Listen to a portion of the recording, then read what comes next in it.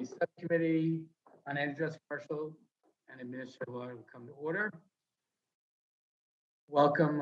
It's our first fully virtual ACAL hearing, so it's great to see everyone, and thank you again to our witnesses for joining us today. The subcommittee will come to order, and without objection, the chair is authorized to declare recesses of the committee at any time. Good morning and welcome to today's hearing on the harmful effects of consolidation on America's food supply. I'd like to remind members that we've established an email address and a distribution list to circulate exhibits, motions, or other written materials that members might want to offer as part of our hearing today. If you would like to submit materials, please send them to the email address that has been previously distributed to your offices, and we will circulate the materials to members and staff as quickly as we can.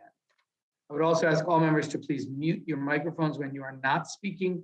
This will help prevent feedback and other technical issues. You may, of course, unmute yourself anytime you seek recognition. I now recognize myself for an opening statement.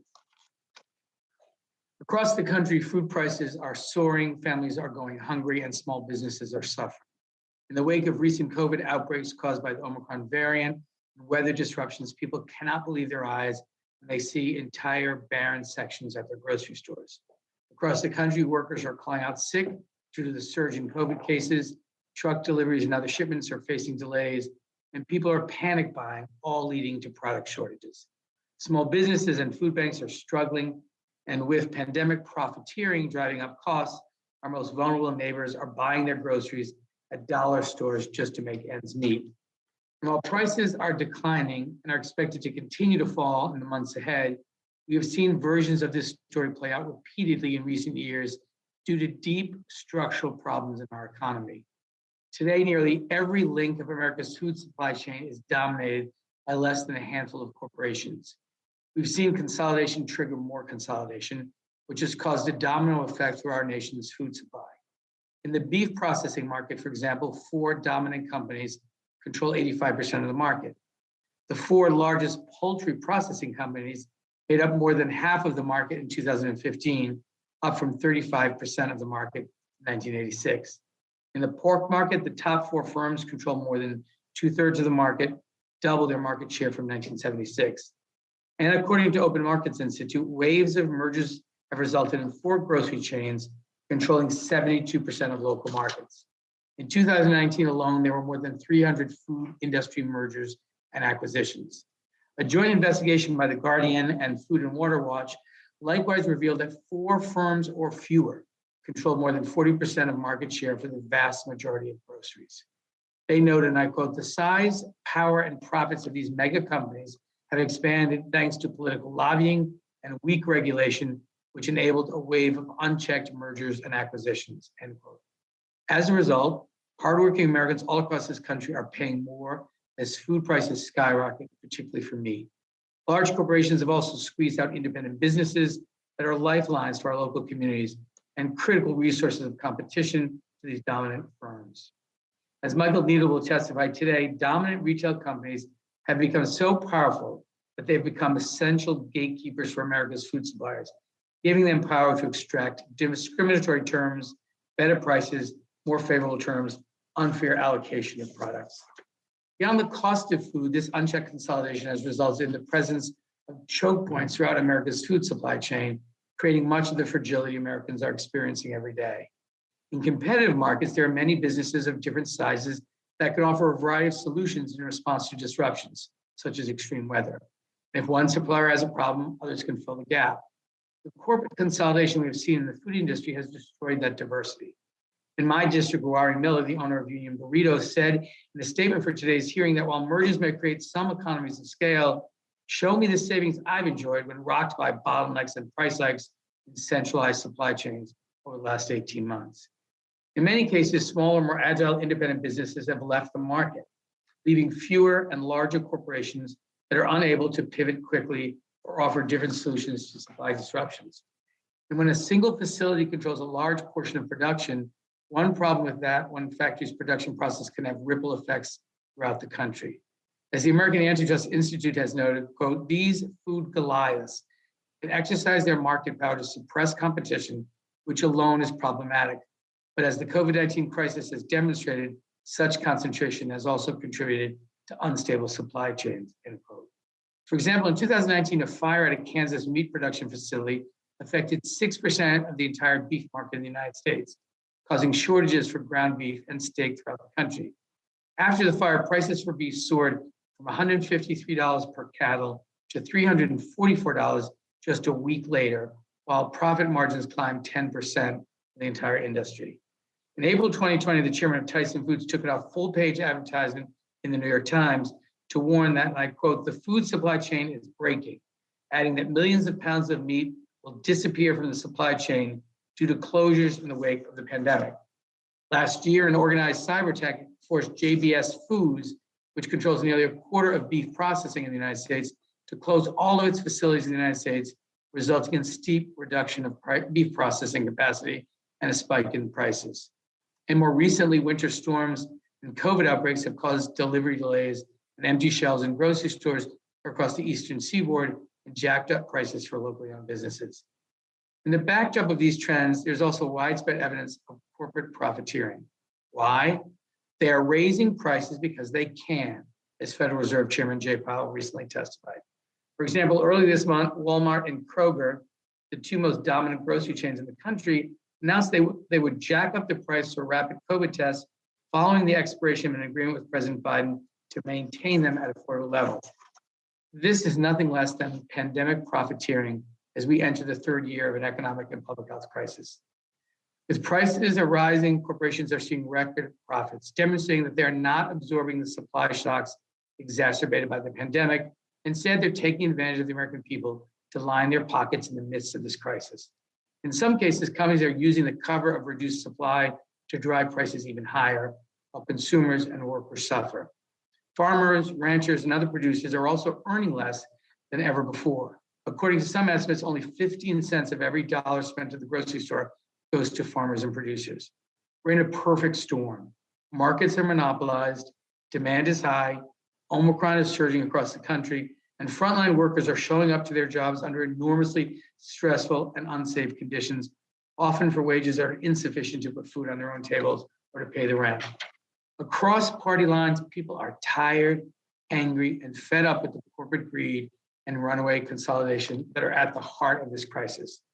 In response, President Biden has undertaken a series of actions as part of his economic agenda to rebuild the backbone of the country, the middle class.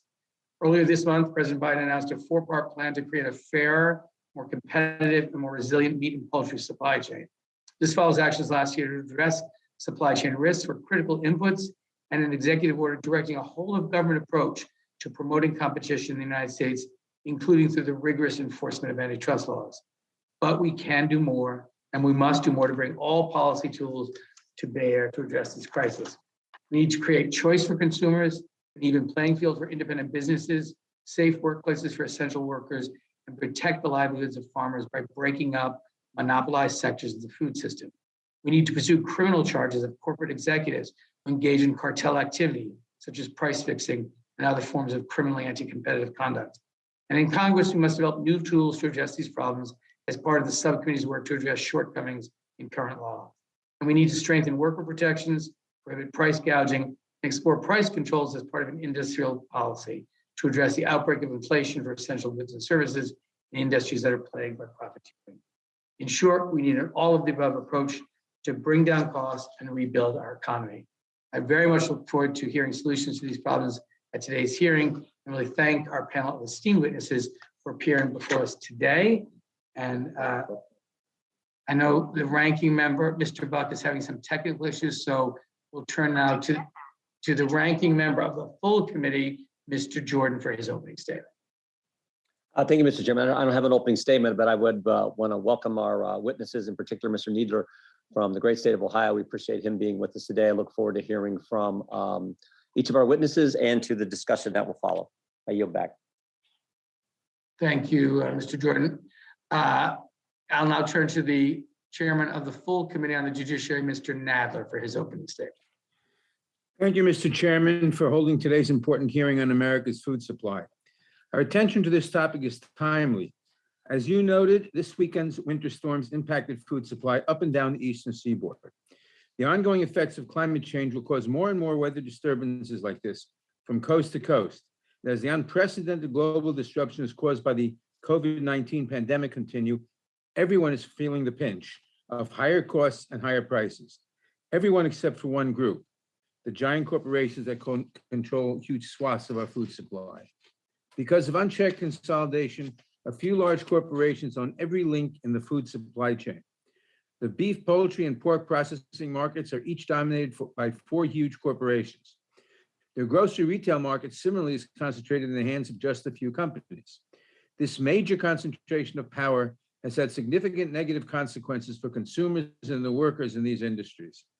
This consolidation occurred over the course of decades, and the statistics are startling.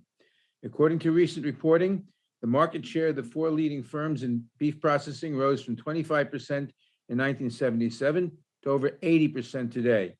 And in grocery retail, the share of the 20 largest food retailers increased over 85% from 1990 to 2019.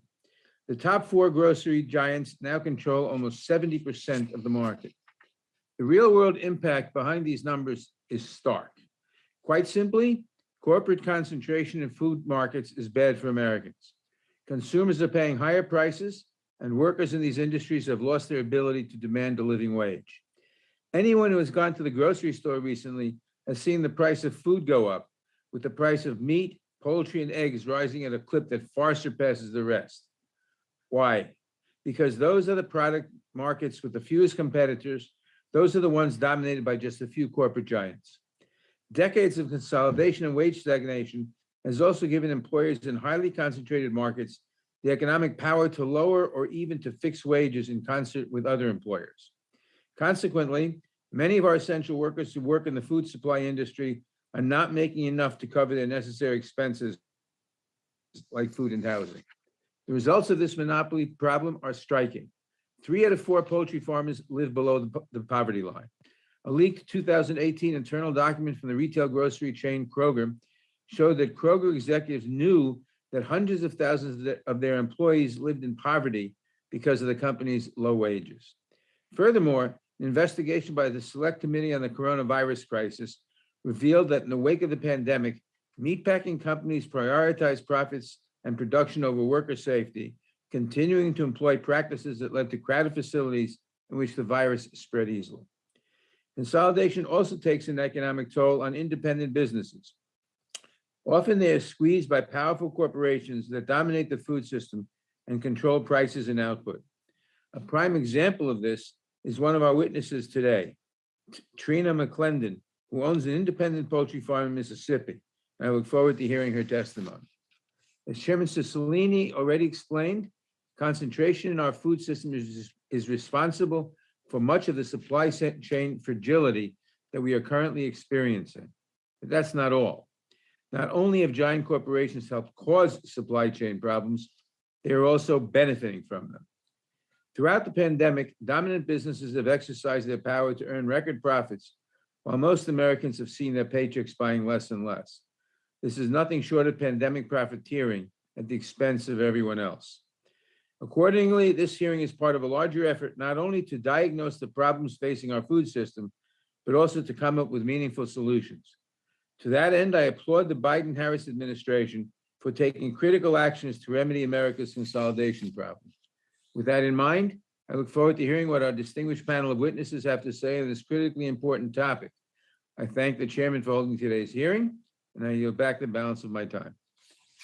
Thank you, Chairman Nadler. And I know Ranking Member Buck is still having some technical difficulties, so I'll proceed with introducing our witnesses and then recognize Mr. Buck for his opening statement as soon as he arrives. It's my pleasure to introduce our first witness, Allison Johnson.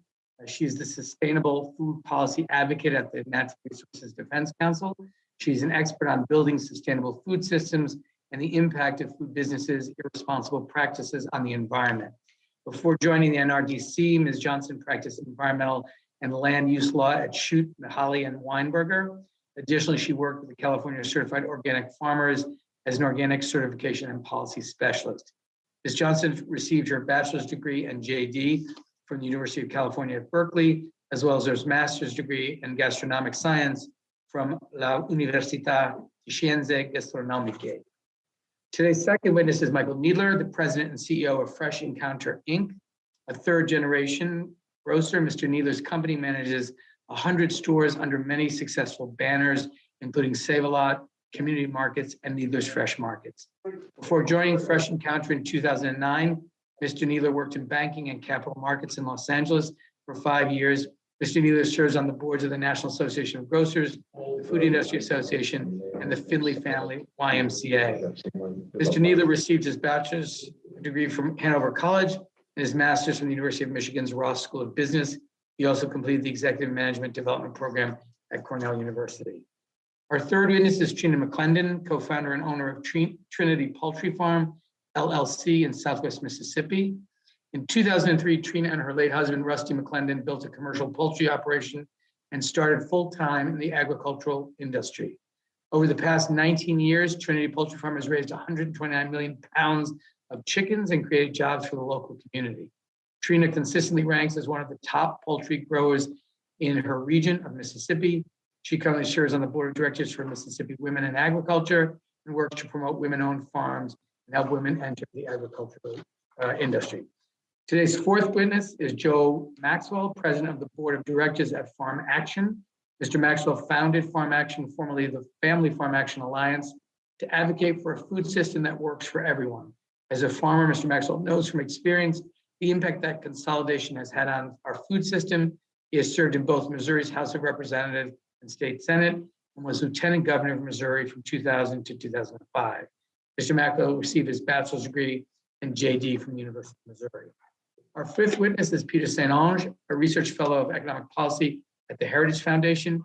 Prior to joining the Heritage Foundation, Mr. St. Ange worked extensively in academia as a fellow at the Mises Institute, a senior fellow at the Montreal Economic Institute, and assistant professor of international trade and marketing at Taiwan's Fengshan University. For entering academia, Mr. St. Ange worked in strategy and marketing at Takara Toys in Japan and Harris Corporation in Florida. Mr. St. Ange received his bachelor's degree from McGill University and his PhD from George Mason University. And our last witness is Jeffrey Mannie, president and founder of the International Center for Law and Economics. He is also a distinguished fellow at the Northwestern University Center on Law, Business, and Economics. Prior to founding ICLE, he was a law professor at Lewis and Clark Law School. He also taught at the University of Chicago School of Law and the University of Virginia School of Law. Prior to his time in academia, Mr. Mannie practiced antitrust law and appellate litigation at Latham & Watkins and worked as a research assistant for Judge Richard Posner. Additionally, he recently served for 2 years on the Federal Communications Commission's Consumer Advisory Committee. Mr. Mannie received both his bachelor's degree and his JD from the University of Chicago. I am now pleased to report that our ranking member, I thought I just saw him, Mr. Buck, has overcome his technical difficulties and has joined us, and now I recognize him for his opening statement. Thank you, Mr. Chairman. And I'm not sure I overcame my technical difficulties, but I have staff that did that, and I appreciate the staff for doing that. Americans across the country are facing a once-in-a-generation economic headwind thanks to the disastrous policies implemented by President Biden. An economy that should be growing and recovering from government-mandated lockdowns is instead stagnating in uncertainty over record-setting inflation, labor shortages, and a crippled supply chain. We can have a philosophical debate over the concentration of power in our food supply, and I welcome a discussion of Amazon's acquisition of Whole Foods and its anti-competitive pricing and delivery practices that force small independent grocers out of business. Amazon has consistently distorted market outcomes to the detriment of small businesses and must be held accountable. But to suggest that changes to antitrust law will heal what ails our economy at this moment is disconnected from reality. President Biden implemented massive government spending that ushered in 7% inflation. President Biden has refused to bring labor unions to the negotiating table to solve the great crisis at our ports. President Biden has paid Americans to stay home and out of the workforce. Americans are paying more for their groceries than they have in decades, if they can even find the products they're looking for. And the responsibility for that falls squarely on the shoulders of President Biden. The food supply industry has not changed overnight, nor could it. The only change we've seen in the past year is a shift from pro-growth policies under President Trump to the tax, spend, and regulate policies of President Biden. The result, soaring prices and back orders for farmers buying needed equipment, labor shortages across the agricultural industry, and ultimately pain in the pocketbooks of many hardworking Americans. Unfortunately, this isn't the first time President Biden and his allies have attempted to shift the blame for skyrocketing prices. In November, President Biden claimed without evidence that oil companies were driving up prices at the pump. Instead of recognizing that begging OPEC for a production increase was terrible policy and unleashing the American energy industry, President Biden, with no basis, attacked the industry for alleged anti-competitive practices. This hearing may focus on a different sector of the economy, but it's following the same playbook. As I said, there are legitimate concerns about anti-competitive practices by actors in the food supply chain, like Amazon's grocery business, that could lead to productive discussions. However, if my colleagues across the aisle insist upon using limited concentration in America's food supply as a scapegoat for failed liberal policies, Congress will never make it to that conversation. Mr. Chair, I yield back. The gentleman yields back. We again welcome all of our distinguished witnesses and we thank you for your participation. I'll begin by swearing in our witnesses. So I would ask our witnesses to turn on their audio and make sure that I can see your faces and your raised right hand while I administer the oath. Do you swear or affirm under penalty of perjury that the testimony you are about to give is true and accurate to the best of your knowledge, information, and belief, so help you God? I do. I do. Thank you. Let the record reflect that the witness has answered in the affirmative. You may be seated to the extent you stood for that oath. Please note that your written statements will be entered into the record in their entirety, and I thank you for them. They were really useful, I think, to all members of the committee. Accordingly, I ask you to summarize your testimony in 5 minutes. To help you stay within that time frame, there is a timing light on your screen. When the light switches from green to yellow, you have 1 minute to conclude your testimony. When the light turns red, it signals that your 5 minutes have expired. I now recognize Ms. Johnson for 5 minutes. Chairman Cicilline, Ranking Member Buck, and members of the committees, thank you for exploring the harmful impacts of consolidation in food and agriculture today. Our food system is in crisis, and with it our environment and farming communities, and especially the hardworking and talented people who make sure food moves from the fields to our tables. They say that bad luck comes in threes, but in concentration, we often speak in fours. You've heard some of this already this morning. 4 companies control half of the global seed supply. 4 companies control over 80% of US beef slaughter. 4 companies control nearly half of the retail grocery market. At almost every key link in our food chain, a few huge companies are profiting wildly at everyone else's expense. Our health, ecosystems, and climate are threatened by emissions, runoff, and dangerous chemicals from industrial agriculture.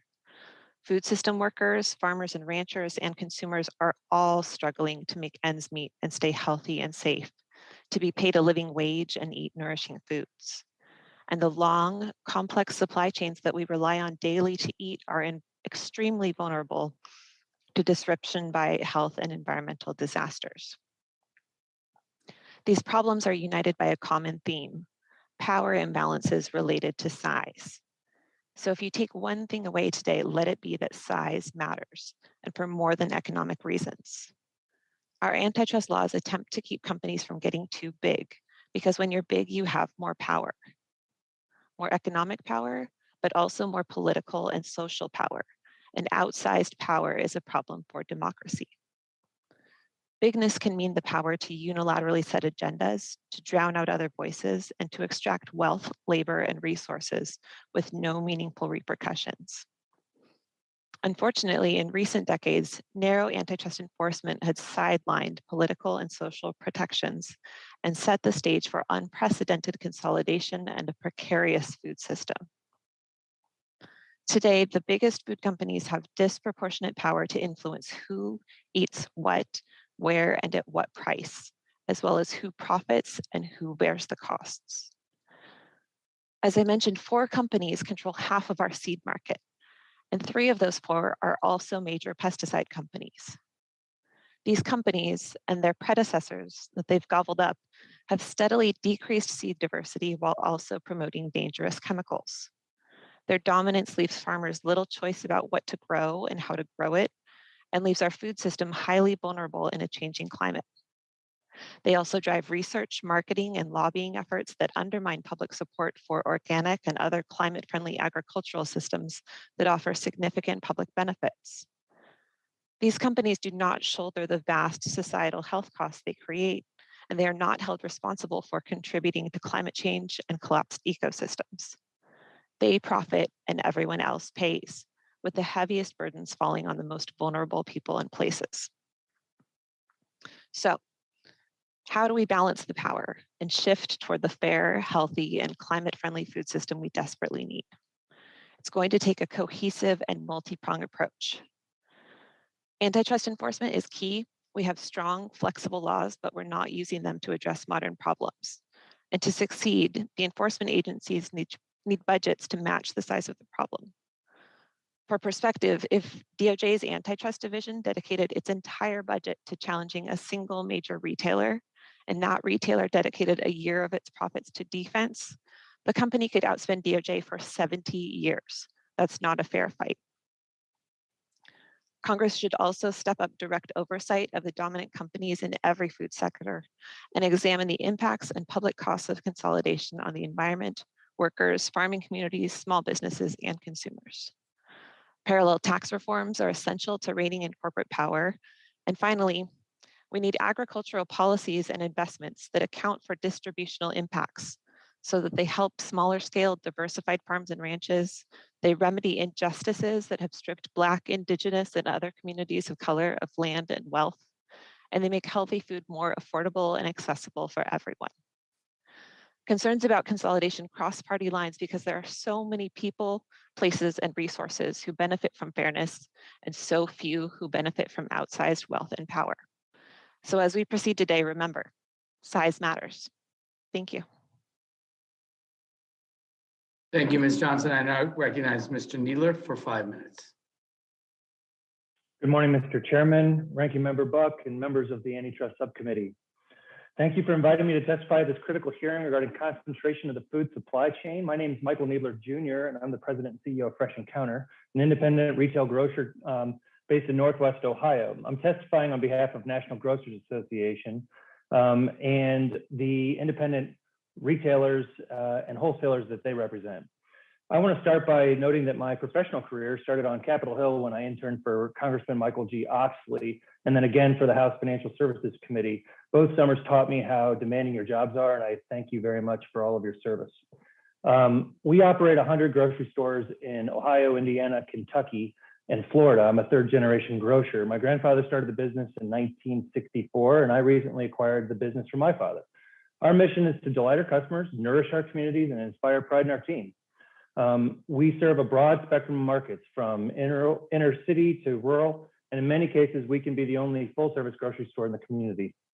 When I was named president about 12 years ago, our stores faced very difficult decisions. We were confronted with incredible margin compression, sales shrinking.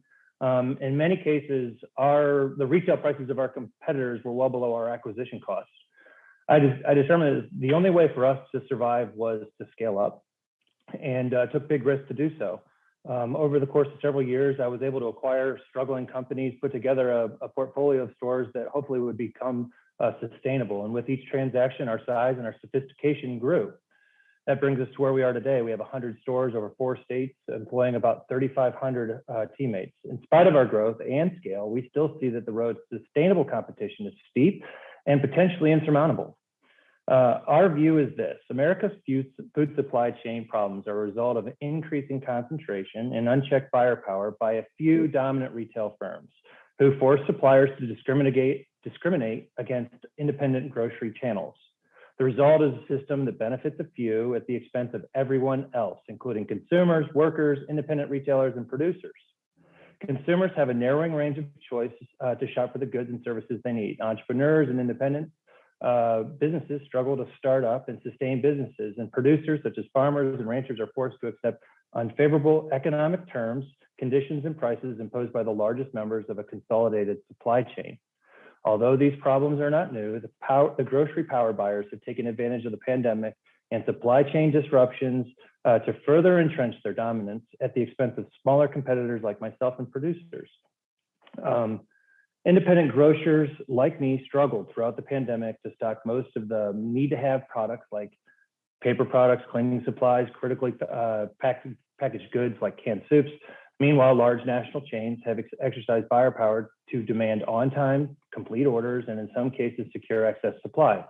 As a result, everyday Americans who rely on Main Street grocers, especially in rural and urban areas, cannot access products that they need for their families and are forced to travel sometimes at long distances to visit our chain competitors. These same Americans foot the bill for inflation pressures as dominant players have the power to refuse inflationary pressures and inflationary price increases from suppliers. Like squeezing one end of a waterbed, suppliers have no choice but to increase prices on smaller customers like myself. Due to concentration and relentless economic discrimination imposed by dominant grocery chains with buyer power, the number of independent grocers in America is declining. When independent grocers leave, small towns begin to fall apart. I think we've all seen this happen in our communities. Our government oftentimes will react by spending billions of dollars to reverse the food deserts that are created. And to be clear, we do support legislation like that introduced by Ranking Member Buck to provide tax credits to grocers to invest in food deserts. But this approach treats the symptom rather than the cause. Unfortunately, oftentimes it's too late for the independent once an independent grocer's left. Prevention is the only way to stop the erosion. So over 80 years ago, Congress, led by this very committee, wrote antitrust laws like the Robinson Patman Act to prohibit anti-competitive economic discrimination against independent businesses. Those laws are still on the books. But the FTC and the DOJ have not brought a Robinson Patman case in over 20 years. It's time to dust off the tools, go to work to protect the free and fair market to preserve the food supply chain and Americans' consumers. Thank you very much for taking the time to hear me today. There are so many pressing issues that we face, and I think that the health of our food supply chain is one of those very issues. I welcome any questions you might have. Thank you so much, Mr. Needler, and perfectly on time, so thank you. I now recognize Ms. Mcclendon for 5 minutes. Thank you, Mr. Chairman, Ranking Member, and the committee members today. I appreciate you calling me to testify. I'm going to reintroduce myself. My name is Trina Mcclendon, and I am a contract poultry grower in Southwest Mississippi. From a young age, I just always dreamed of being a farmer. And in 1985, I married my husband, Rusty, and I moved to his family farm in Mississippi from Louisiana. Rusty and I raised cattle, all while working 9-to-5 jobs. But we always dreamed about farming full time. In 2003, Sanderson Farms, a poultry production company in Laurel, Mississippi, offered us a 15-year contract to grow chickens, which seemed to be an answer to our prayers. We soon realized that while we thought we were in a partnership with Sanderson, the truth is that our contract was very one-sided.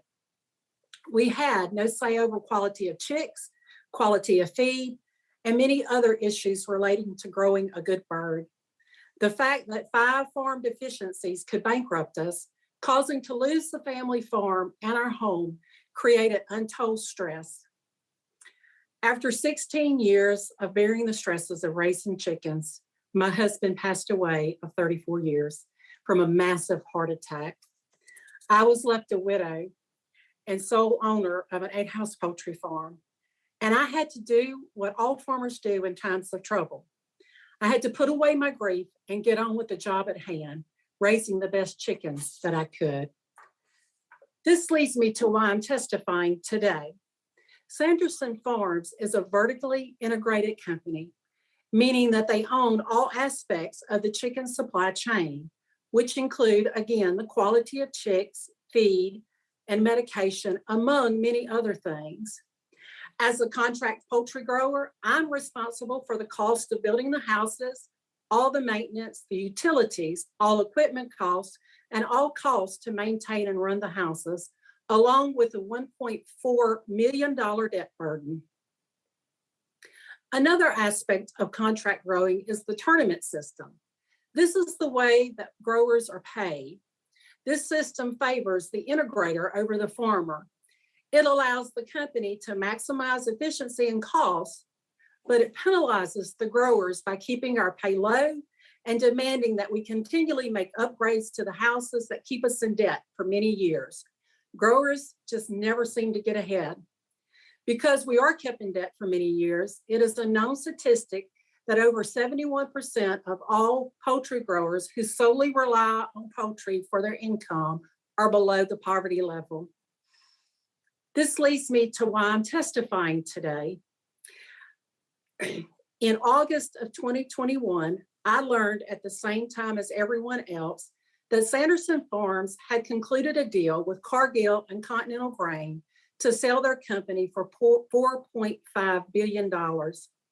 Just 2 days after this announcement, I was handed a pay cut. In this take it or leave it relationship with Sanderson, they told me that they were going to reduce my income by 1/3. And whether or not I signed this pay contract, that all Sanderson growers only within the state of Mississippi would receive this pay cut. After this, I decided to speak out as a whistleblower to shed light on the abuses by Sanderson and other integrators in the contract grower model. I reached out through RAFI and the Government Accountability Project, and they put me in touch with Senator Grassley's staff so that I can make a whistleblower disclosure about the problems that I and other growers faced with the Sanderson buyout. So today, I'm here to make a request. I'm asking for 3 things. First, I'm asking you to stop this buyout and send a clear and concise message to Sanderson Farms, Cargill, and Continental Grain that the consolidation of our food industry is detrimental to the continued practice of a free and fair market economy. Second, I'm asking that you simply enforce the rules that were written to protect our country's food supply, and that you place a temporary moratorium on all large food and agribusiness mergers. And lastly, I urge you to protect all Americans across this country. And you can do this by protecting our most important asset, our food, and the farmers who grow it. In conclusion today, I believe that I speak for all rural Americans and all family farmers across this country when I say that we love our jobs and we love growing food for this country. So I'm asking that all of you show bipartisan support for the women like myself and men who feed this great nation by creating a fair and transparent market for all American grown food. Thank you. Thank you so much, Ms. McClendon. I now recognize Mr. Maxwell for 5 minutes.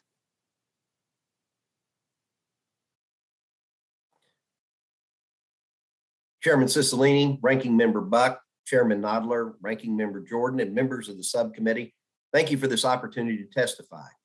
I will be highlighting the on-the-ground implication of the heavily concentrated food system. I am the president of Farm Action. We look at the broader impact of market concentration in the food system, developing policy recommendations to bring about economic vitality in rural America. I have degrees in agriculture, economics, and law, and 30 years experience in policy development. My brother and I farm in Missouri. Economists state market abuses are likely to occur when the concentration ratio of the top 4 firms exceeds 40%. Today, the ratios in nearly every sector are far beyond this point. Beef is at 85%. At these levels, the understanding and application of supply and demand modeling fails to explain the market dynamics of concentrated corporate power. What we see are dominant firms exerting their power to extract excessive wealth up and down the supply chain. Today's grain farmers are trapped in an economic system dependent upon government subsidies for survival. When commodity prices are high, dominant firms simply raise prices of input. Today, commodity grain prices are up, but fertilizer prices have doubled. While the cost of manufacturing fertilizer has increased, these increases do not justify a 680% increase in gross margins for fertilizer companies. This spike in fertilizer would cost the farmers and the communities in Stearns County, Minnesota, over $8.5 million, requiring farmers to continue to rely on government subsidies. When commodity prices drop below production cost, farmers only survive if they do what it takes to receive government subsidies. The real beneficiary of this taxpayer-supported agriculture system are big meat packers who benefit from cheap feed.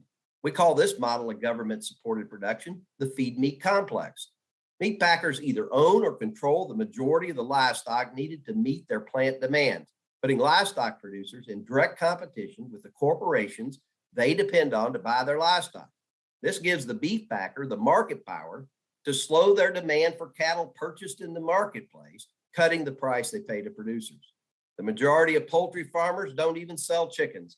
They borrow money millions of dollars to build poultry barns to raise a poultry processing company's birds, hoping the company will keep sending them flocks so they can make enough to pay their mortgages. SBA determined the contract poultry grower has no independence and is under the mandates of the processor. One wrong move, one wrong statement, and they lose their homes and farms. As concentrated corporate power drives farmers off the land, the vertical integration of the food supply chain means the company provides everything it needs, no buying from local businesses. As farmers and businesses are pushed out, rural America is hollowed out. Farmers of color and their communities have felt the pain of power since the beginning of this country. Concentrated market power has continued the cycle of abuse. The experience of Nicodemus, Kansas, the oldest remaining African-American farming settlement west of the Mississippi River, and the stories of farmers on tribal land should be a part of your understanding of the impact of concentration on America's farmers.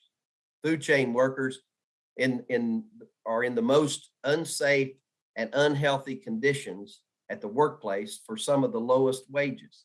As reported, the oppression is so great that some frontline food chain workers have to wear diapers because their employer will not show them the dignity of a bathroom break. Dominant firms in the food sector have so much power they profit from a supply chain disruptions. Shortage of natural gas, fertilizer companies gouge the farmer. A fire at a beef plant, they gouge the consumer while cutting the price to producers.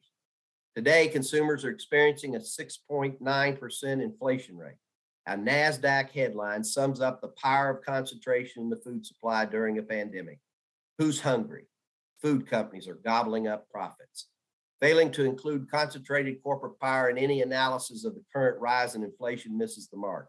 Blaming increased wages and increased government support during an unprecedented pandemic says to American workers, you can never make a livable wage. Doing so will cause too much inflation. The U.S. capitalist economic system will not work without government safeguards to ensure competition. The administration has a plan. It states they will invest $1 billion from funding from this Congress in local and regional meat and poultry processing. They will strengthen and provide greater enforcement of antitrust laws, including the Packers and Stockyards Act. They must do everything they have said. And Congress needs to take action as well. Our policy recommendations are included in our submitted documents. I thank you all so much for the opportunity to testify here today.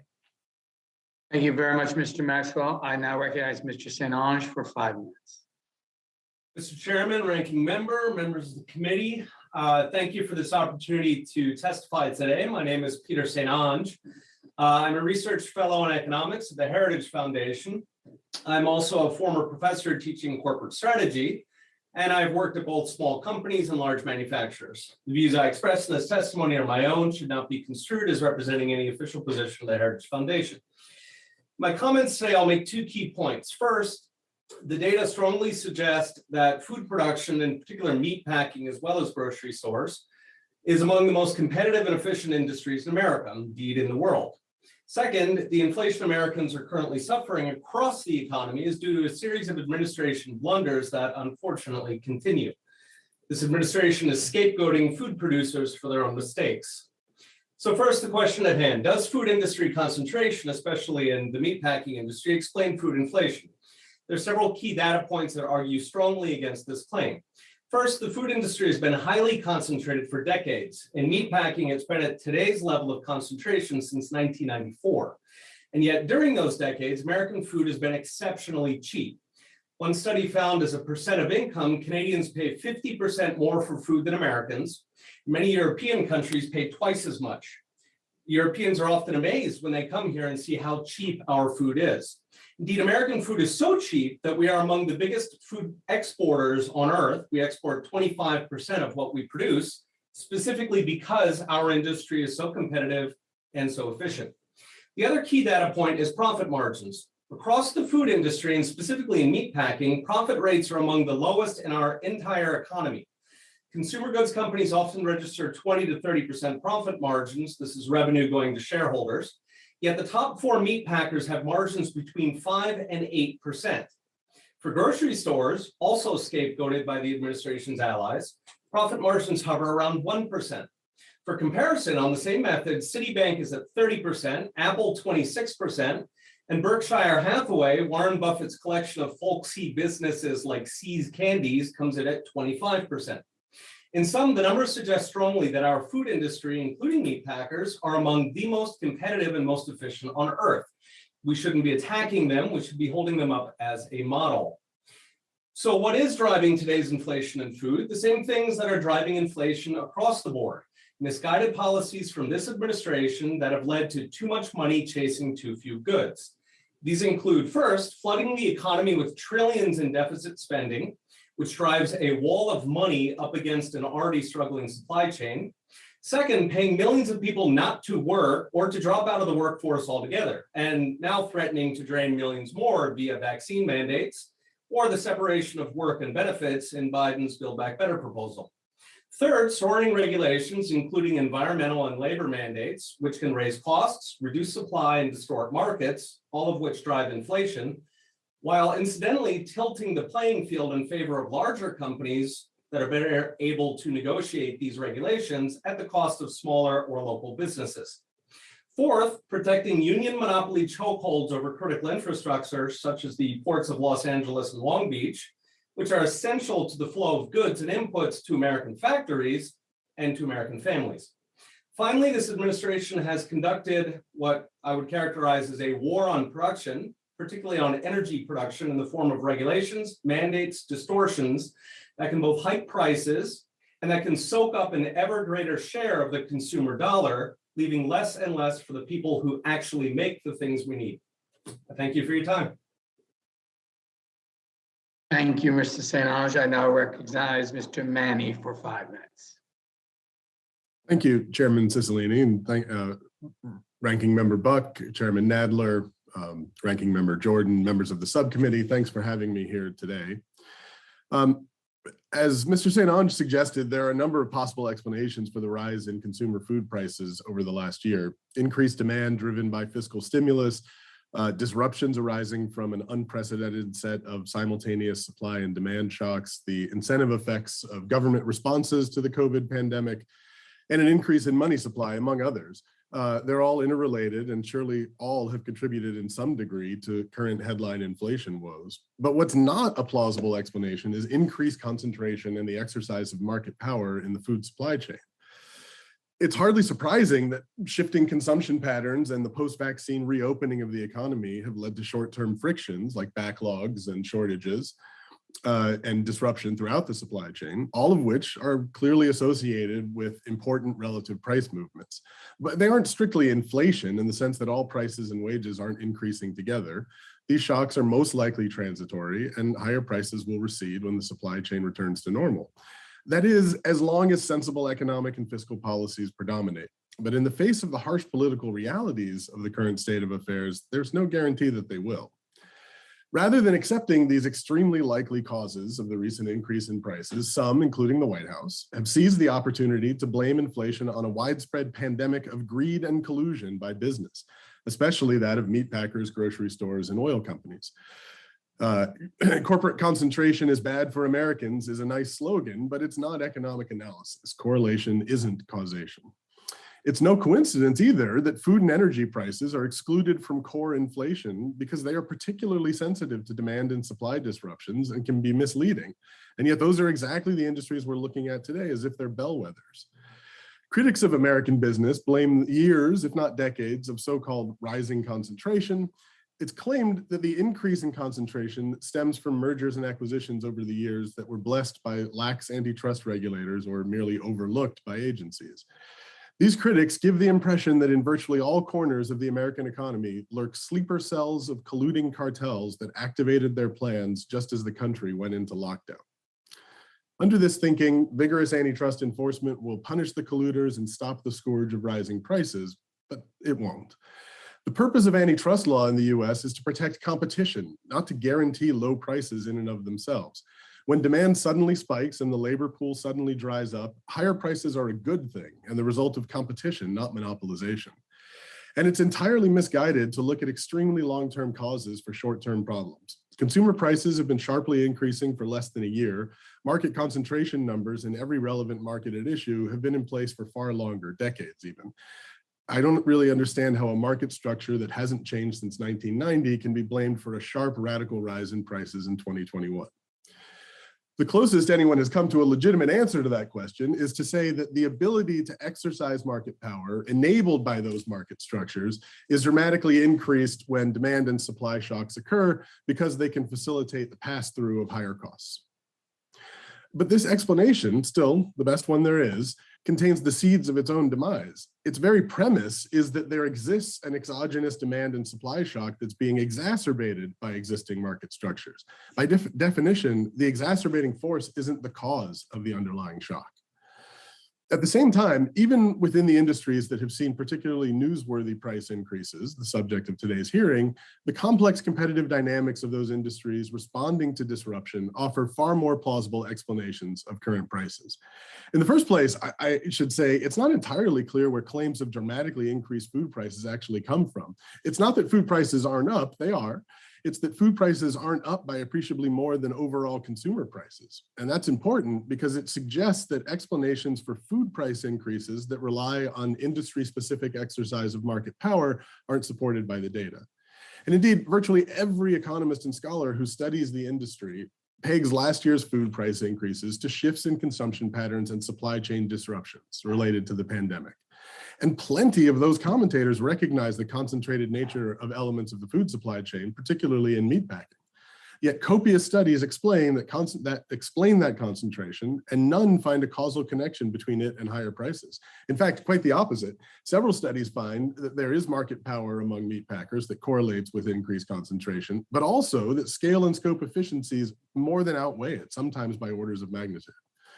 When you move past the tendentious headlines and political scapegoating, it turns out that the specific characteristics of the responses to disruptions from COVID are consistent with competitive markets. Thank you very much.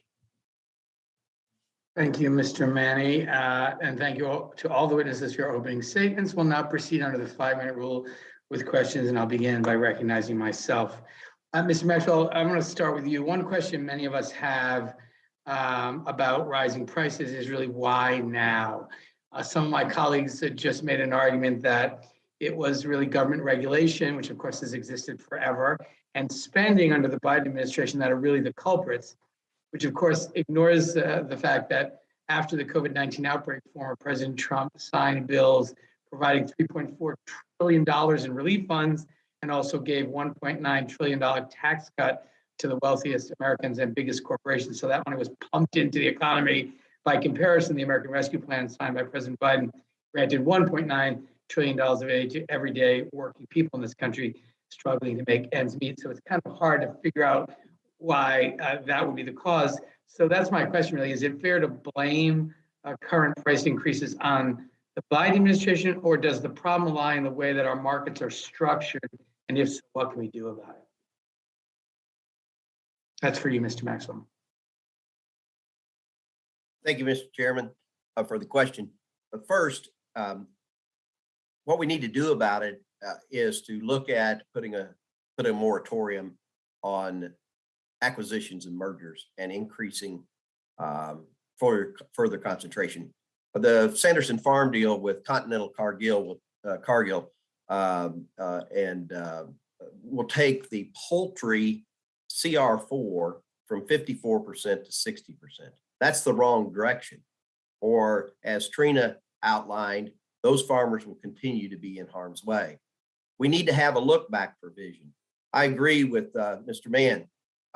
If everything is going right, then there shouldn't be a problem with providing a look back provision like Senator Klobuchar's legislation has. I think that what we have to do is we have to take a strong review of what has happened in the marketplace, look at the profits within certain sectors, like the fertilizer sector, and make the determination if that market power has extracted excessive wealth from those communities. Thank you. Mr. Neely, you're a third-generation Ohio grocer who's witnessing every day what is happening to America's Main Street in the face of rampant consolidation by corporate giants. What can we do to make sure that independent grocers like you have a fair shot competing with the big box companies? And what is your response to those who say that the independent businesses are looking for a handout or some special rules to just thwart larger, more successful competitors? That's a great question. Thank you very much. Look, I think that we're equipped to compete if the rules are fairly enforced. I think we're asking you all to look at an enforcement strategy on the rules that are already there. If we can buy truckloads at the same lumber and same quantities that the large few can, then it's not really an efficiency. It's really a market power issue, right? So we can deliver product, we can serve our communities just as efficiently as they can if I'm buying a truck. Really, the incremental value of one truck versus 3 trucks versus 100 trucks really becomes marginal, and you can't see much efficiency gained. If we can just get the fair shake to have a level playing field, we will compete. We'll deliver product in efficient manners to rural communities, inner cities, and the like. Thank you, Mr. Nieder. Ms. Mcclendon, thank you very much for your testimony today and the work that you have done to bring light to how extreme market competition has harmed poultry farmers like yourself. You noted that the poultry industry is dominated by a few vertically integrated companies like Sanderson, who maximize efficiency at the expense of contract growers struggling to get by. And you explained how within days of Sanderson announcing that it was being bought for $4.5 billion, Sanderson offered you a take it or leave it contract, cutting your income by 1/3. What can we do to help ensure that independent poultry growers are in a position to negotiate fair terms and keep their businesses open and successful? Thank you, Mr. Chairman, for that question. In the poultry industry, one of our biggest burdens, of course, is our debt. This is the burden that keeps us from speaking out. The contract is very one-sided. And so I would ask this committee to, I'm not a fan of regulations, but I would ask this committee to protect the farmer. A business partnership, you negotiate a contract fairly and equally for both parties. In the vertically integrated poultry industry, the farmer is not given a fair contract. It really is a take it or leave it. And so I would ask y'all to look at that, that issue that we have as growers and see what could be done to help give the farmer a fair shake. Thank you so much. My time has expired. I now recognize the gentleman from California, Mr. Issa, for 5 minutes. Thank you, Mr. Chairman. Boy, I'll tell you this, I'll never forget when President Obama said elections have consequences, and I've never felt it more than today. I'm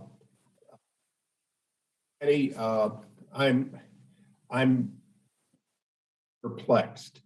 What is it at the docks that makes 100+ ships sit out there, and what is it that makes those containers cost $17,000 a piece if you can find them, instead of $3,500, which was the rate on the last day that President Trump was in office?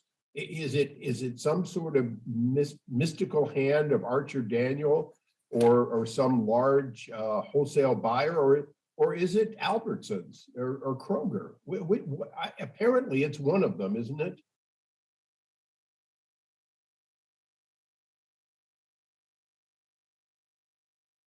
Perhaps Mr. Orange, St. Orange? St. Ange. Thank you. Yes, the ports themselves are a huge part of it. The unions, the longshoremen unions who run those two Southern California ports, they have for years fought automation. The World Bank came out with a study late last year where they found that U.S. ports are among the absolute least efficient on Earth. Those two ports specifically, Los Angeles and Long Beach, they actually rank below Mombasa, Kenya, or Dar es Salaam, Tanzania. We have atrocious port productivity, far lower than our major competitors. And the reason for that very specifically is that those unions have fought any form of automation in order to safeguard their jobs, which incidentally pay roughly $200,000. Well, Mr. St. Ange, let me just, maybe narrow it. Your opening remarks, and certainly we know that there's been no major mergers in this industry over the last 1 year or 2 years. Are we having an antitrust hearing because we have a disrupted supply chain, some gaming, certainly by large companies to try to get their supplies.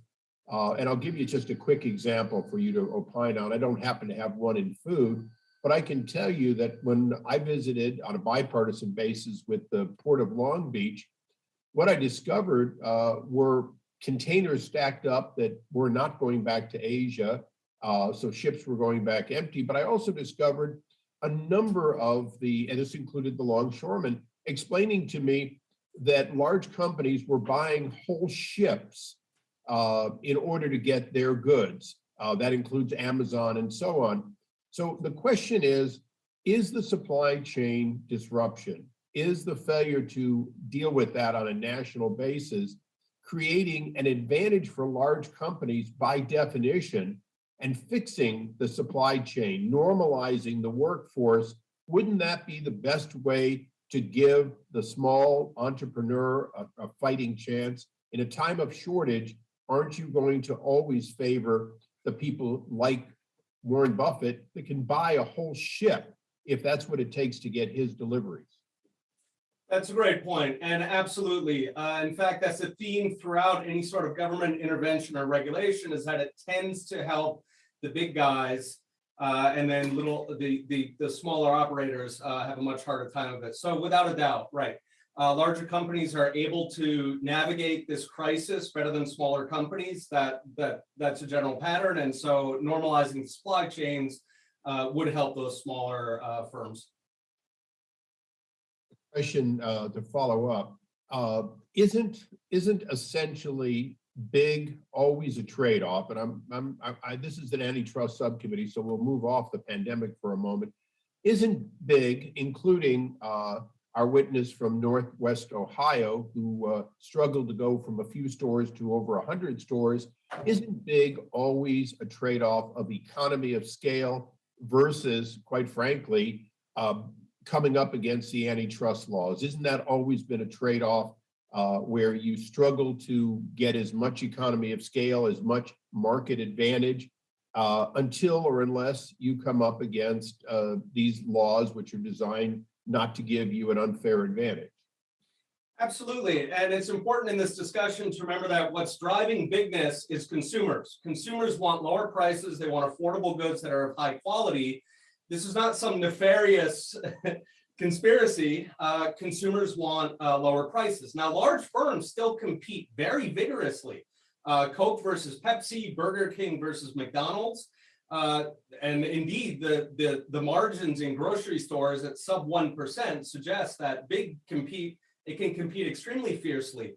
But fundamentally, we don't want to lose sight of the fact that the consumer's welfare is served by, in many industries, economies of scale. Well, what last question? No, the time of the gentleman has expired. I let the witness answer the question well beyond your time. So I now recognize the chairman of the full committee, Mr. Nadler, for 5 minutes. Ms. Johnson, I'd like to ask you about how concentration of the food system impacts workers in your opinions. The United Food and Commercial Workers Union, which represents 1.3 million workers in the United States and Canada, submitted a statement for the record that described the impact of COVID-19 on workers in meatpacking plants as devastating. They explained that meatpacking workers reported to crowded and closed facilities where they got sick and died in numbers disproportionately high relative to other industries. At the same time, these workers were paid wages that did not allow them to cover their medical expenses. How does concentration impact workers' wages and their safety in markets such as meatpacking? And how can our antitrust laws and other laws ensure that workers have safe work conditions and are paid livable wages? Thank you for the question, Chairman. And this question actually relates directly to the point that was just made around price and efficiency. When you set prices so artificially low that it allows only companies with access to large resources to survive, they have pretty much free rein to set wages, to establish working conditions with little repercussion. And so as we see sectors that have only a few companies in control, there's no meaningful check on the circumstances that they create for their workforce. So there's a limit and a balance to how low you can drive prices, and then a need to ensure that the costs of doing business are encompassed within that pricing model. In addition, there's not a linear relationship between prices and business practices at large. So what you see in these large meatpacking companies, as well as other dominant elements of the food system, is a decision by these companies to profit and to cut costs in ways that harm workers, that harm the environment, and that are really completely disconnected from the price issues that we're seeing. Thank you very much. Mr. Maxwell, as Chairman Cicilline noted, many of us are asking why prices are rising now. Is it fair to blame current prices on the Biden administration, or does the problem lie in the way our markets are structured? Thank you, Mr. Chairman. I think that it is ill-placed to blame this administration or the previous administration's response to an unprecedented pandemic, to blame the response of this Congress on the spike in inflation costs that we're seeing today. I think it's ill-placed to blame inflation on the backs of the working men and women in this country. It is to tell them that they cannot ever have a livable wage because it will increase inflation to too high of a point.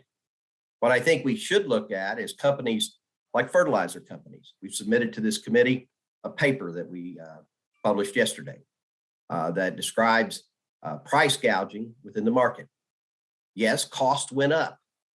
Cost of goods went up for one company 51%. But they have chosen to increase their manufactured gross margin by 680%. Fertilizer prices doubled. Farmers had expected to make a profit. Commodity prices are up. That would be good news for the Congress because that means farmers would need less subsidies. But fertilizer prices skyrocketed. Thank you. Ms. Mcclendon, thank you for your testimony. I appreciate independent farmers like you who continue to work hard to provide this country with the food we all need to survive. I'd like to know what we can do to make sure you and other independent farmers are able to stay in business. And what are the consequences for independent farmers and for consumers if the poultry market remains concentrated with just a handful of large companies controlling the industry? Well, I feel that the lack of competition is not always a good thing. When you have competition in the marketplace, it allows for better contracts, better prices, a more open and free fair market, as I talked about. You know, I'm not real sure exactly what y'all can do. Part of the issues that we have as contract growers is that we are asked to take on a tremendous amount of debt burden in the hopes that, you know, we're promised that, oh, we're going to make, you know, big money. And yes, we do. You know, my income is significant. However, none of that money sticks. And because of the cost of rising prices right now, the cost of propane is my number one expense today. And just propane for the winter months will cost me anywhere from $20,000 to $40,000. And that's a tremendous amount of income pouring out of my farm. The time of the gentleman has expired. Thank you for your testimony. I now recognize Mr. Fitzgerald of Wisconsin. 2 minutes, 5 minutes, I'm sorry. Thank you, Mr. Chair. Mr. Mann, recently the Biden administration has looked to antitrust as a way to fight inflation. For example, in relation to oil and gas, and also concerning, as we were just speaking about agriculture and meat prices.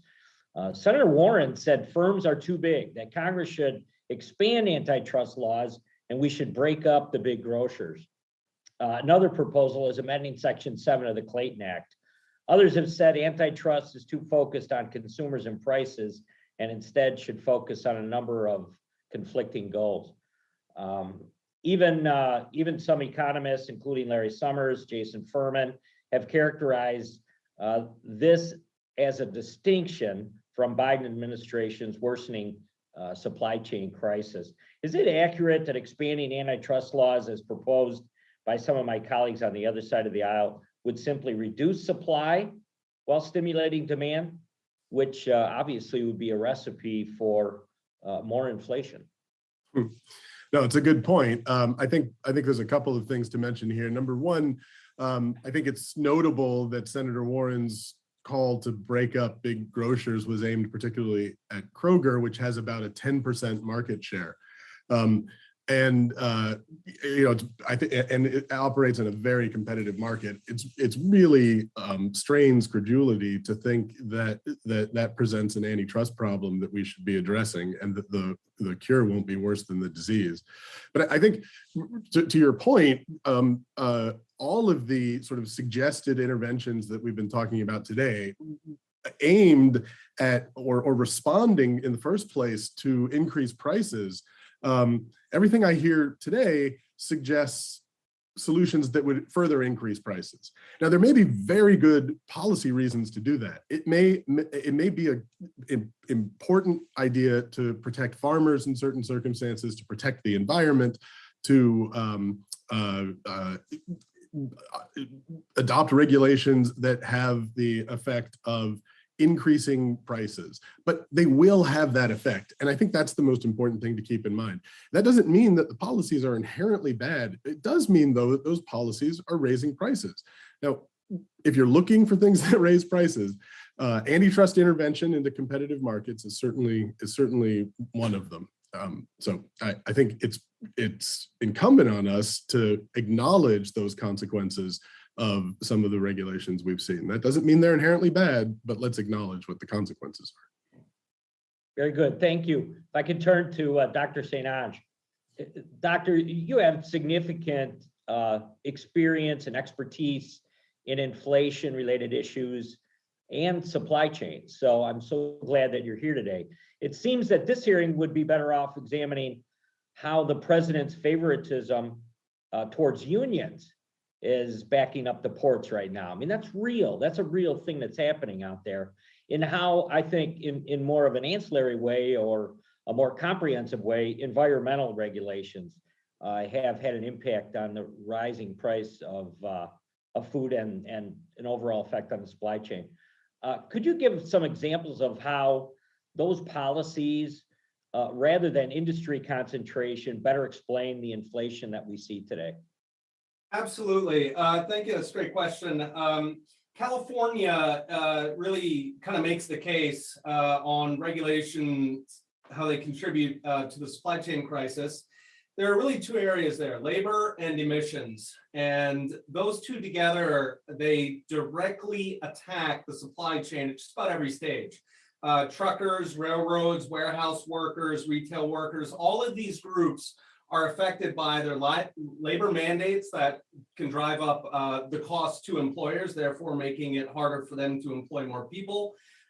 They can also, in California, for example, under the CARB standards on truck emissions, those hit at the wrong time. They effectively took actually the majority of trucks in the country out of commission when it comes to the state of California. They actually wait at the border of California. They have to wait for a truck that's allowed in California to come to the border, which is about 4 hours. They transship, and then that compliant truck goes back. This is insane during the worst supply chain crisis in a generation. And of course, the concern is that those California regulations, there are Democrats in Congress who are interested in taking those nationwide. On the labor side, with the PRO Act, which does not look like passing at the moment, and on emissions, the EPA has expressed interest in bringing California emission standards over the rest of the country. If that occurs, that could spread the supply chain crisis far beyond California, which is key, but it's not the whole country. That could spread it across the country.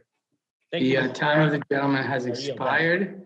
I will say, as I recognize the next witness, I will say, Mr. Mannie, I don't think the Antitrust Subcommittee has ever heard testimony that claims antitrust interventions raise prices.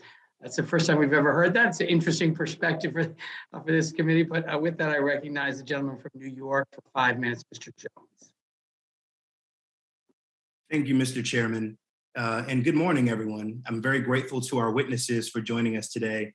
I also want to recognize, of course, the distinguished chair of the full committee for participating and holding this vital hearing along with the chair of the subcommittee.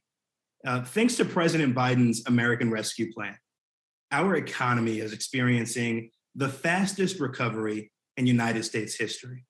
But obviously, we still have work to do. Today, the American people are facing higher prices, especially for food. The biggest corporations have sold us a self-serving story about why prices are up. They want us to believe that due to the pandemic, they've had no choice but to increase prices on the rest of us. But that's simply not true. Sure, costs are up for many businesses. No one disputes that. But last year, United States corporations made their highest profit margins since 1950. Consider the biggest driver of rising food prices: meat. According to the National Economic Council, since the start of this pandemic, 4 of the largest meat processing firms have increased their collective profits over 120%, or more than double. Tyson increased beef prices so much that although they sold less beef than before, they made more money. These firms have even given $3 billion to shareholders in stock buybacks and in dividends. The truth is, massive corporations do not have to impose record price increases on ordinary Americans amid this pandemic. Instead of paying their fair share of rising costs, they're making us pay the price, literally. Of course, if they actually faced competition from other companies, they couldn't get away with this.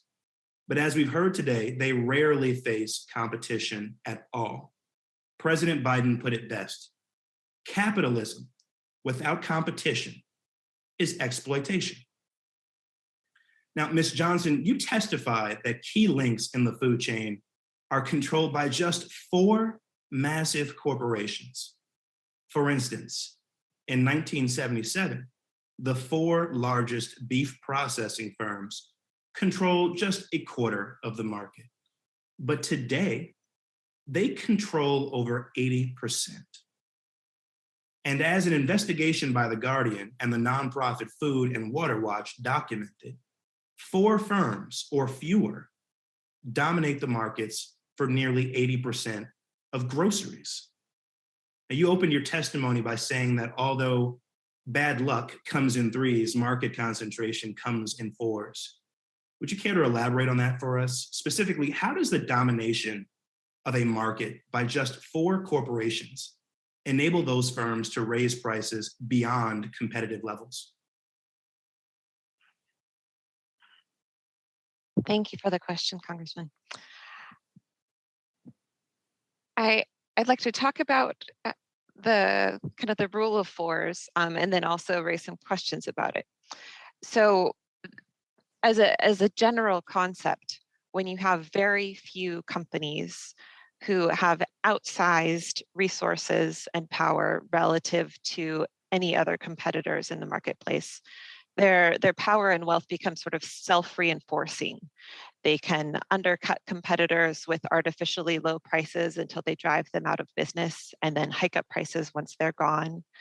They can enter into new markets, kind of self-subsidizing until they have their foothold established, and then use their resources to change rules, to lobby, to market, and do whatever it takes to succeed there at the expense of everyone else. And at the same time, I do caution against an over-focus on these numbers, because the other fundamental elements of our antitrust laws are qualitative. They're political, they're social, and they're about influence. And part of the problem with recent decades trends in antitrust enforcement is an outsized focus on the numbers alone and an outsized focus on driving down prices with no political and social checks. So what we're ultimately seeking with antitrust laws is to balance influence with price fairness, and to ensure that companies bear their own costs of doing business, not the public. The time of the gentleman has expired. And I presume the gentleman yields back. I now recognize the gentleman from Florida, Mr. Gates, for 5 minutes. Thank you, Mr. Chairman. The American people are fatigued and frustrated by rising prices, by not being able to get the goods that they want or need. And we've had a Biden administration that has printed money like it's going out of style, that's declared a war on work with vaccine mandates by paying people to stay home, in some circumstances encouraging school closures or allowing them so that people are forced to stay home. They've backed lockdown strategies that have killed restaurants, causing more people to increase demands at grocery stores. And what you're being told by some in this hearing is that the reason that we are fatigued and frustrated at the grocery store is because of big food, not because of big government. And that's an assumption that I certainly think deserves challenging. I guess my first question is for Mr. St. Ange. Have the lockdown policy choices increased grocery demand in a way that might have spurred some of these challenges that consumers are facing? Thank you for that question. I do want to take a moment to agree with the other witness, Mr. Mann, that antitrust often does raise prices. So I would second that opinion. Thank you for that question. Without a doubt, it did. Part of the impact was just the mix of products. People tend to buy higher priced cuts when they're cooking at home. A school cafeteria or restaurant might optimize with lower prices. And then part of it was also simply supply disruption. So there was a long period during the pandemic where there were too many cows, not enough beef. We also saw similar dynamics in lumber. So there have been disruptions really across the economy. And final point is that inflation itself tends to create a sort of illusion of profit. Many firms will book the goods they sell at the purchase price. Right now, you could argue they should book it at the replacement price, but at any rate, a certain amount of apparent profit during an inflation is an illusion. So, right, there are a number of factors either related to the lockdowns during the pandemic or to this inflation itself. And in your research, have you looked at the extent to which the policy choices that have disincentivized work have impacted the supply chain and the amount of folks that are able to move product and onboard product and shelve product for our fellow Americans? Absolutely. That's precisely what's been happening with the benefits, delinking benefits from work. That does not take dentists out of the business. It takes warehouse workers, retail workers, transportation workers out. So the worst things that the Biden administration has done to the workforce are felt most in some of these areas that impact our food. Isn't that right? That's exactly right.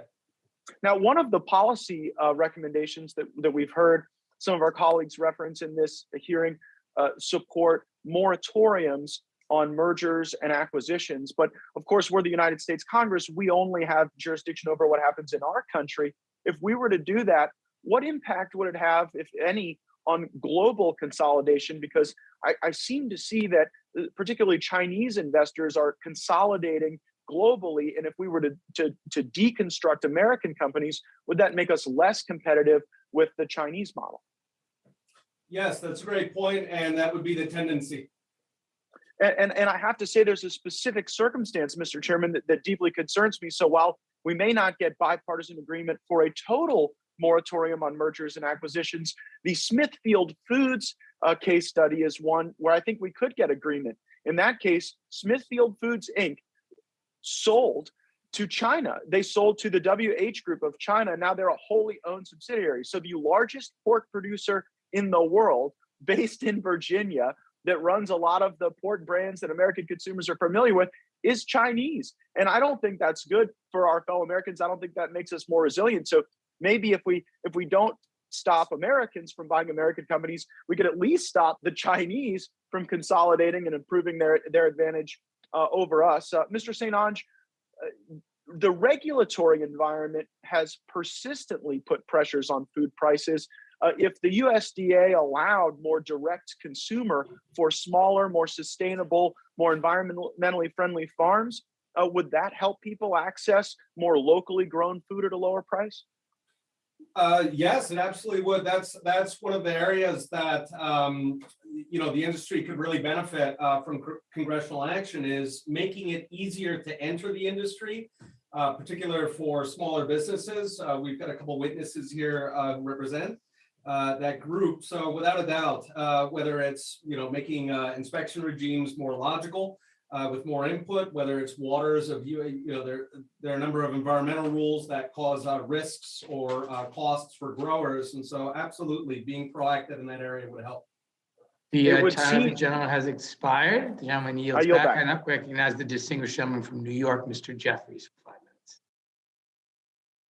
Thank you, Mr. Chairman, for your continued leadership on this important issue, and I also thank Ranking Member Buck for his continued work and partnership to try to work through these issues, not as Democratic issues or Republican issues, but as American issues, to try to resolve on behalf of everyday Americans and the American consumer. Let me ask first, Michael Needler. You testified, I believe, that grocery store conglomerates have used the pandemic, to entrench their market power. And that process has hurt small and independent grocers. Could you elaborate on this testimony? Sure thing. So, when we go to market, there's a couple of ways you can go to become more competitive in the marketplace. The first way is to be an EDLP. And I think we all know that the largest players get basically the lowest price on a regular basis. Smaller retailers like myself will pay a little bit higher on the regular basis, but then we'll have promotion prices that we pass through, or called allowances. There's also shopper marketing dollars, slotting dollars, so on and so forth, that the consumer packaged goods try to deliver to us. During the pandemic, because of the demand, they didn't want to promote anything, and as a result, our costs went up. Meaning, if 4 out of every 5 weeks we pay X, but then that 5th week we can pay less, we can buy in, we can be more efficient, and we can try to flex and compete. Well, during the pandemic, we definitely had no ability to get those deals. And consequently, our costs went up considerably higher than our competition on an EDLP basis. In addition to that, we gained market share. And why did we gain market share? Because I think consumers wanted a smaller, more convenient shopping experience, a cleaner shopping experience, a place that they could trust a little bit better. And that's all well and good, but in spite of the fact that we gained market share, the CPGs acted almost irrationally. They continued to allocate additional products to our competition who had lost that market share. Why did they do that? Why would they act irrationally, you might ask? And I think it's because of buyer power. And so they exerted some of that quasi-monopolistic power. Look, you can look at the chicken farmer in this panel who it poses a very good example, but then you can think about a major CPG like Procter and Gamble or Clorox, right? They are almost in the same boat as Ms. Mcclendon is when you're competing or when you're trying to sell to a huge organization like, I'll name Walmart, for example. Their power is so great that they can influence access to the products, they can influence the pricing of the products, and in the short run, it might feel like a positive impact for the consumer, but in the long run, I can give very real examples where Mr. Mann said that that it ultimately will impact the pricing, but there are in a negative way. I can tell you that. Well, let me stop you right there. Let me stop you right there and ask that question. Problem.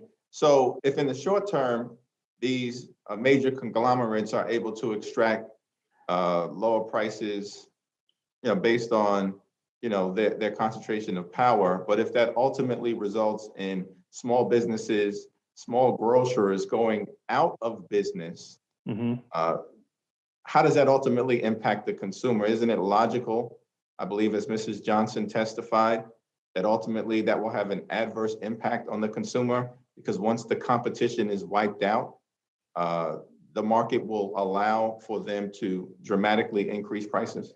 look, bigger isn't necessarily bad. We just are looking for a fair playing field, right? And so if they can use undue power to influence their supply, undue power then to take that margin, keep it, and apply it to smaller markets, they can wipe the small independent out of business.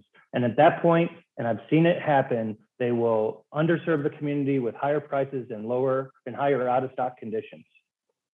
Isn't it also fair to say that the sort of small, more independent grocer who's got a familiarity with the communities that they serve can actually be more responsive given the great diversity that we have in America across many different measures as compared to if we just were served by the larger big box entities?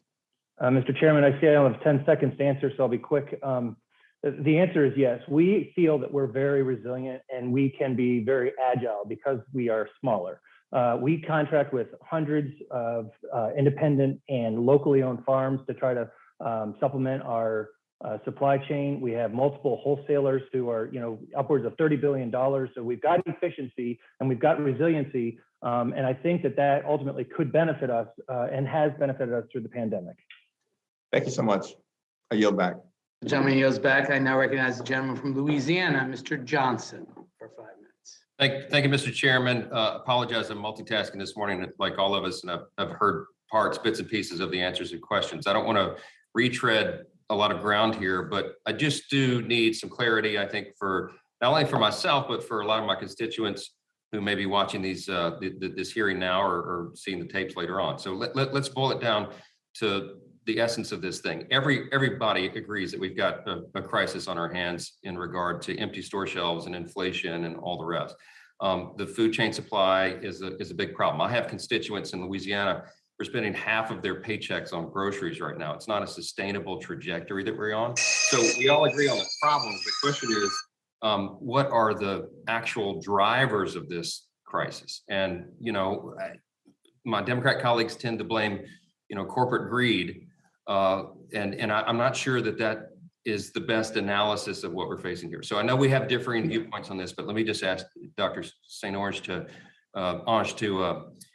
summarize as best you can.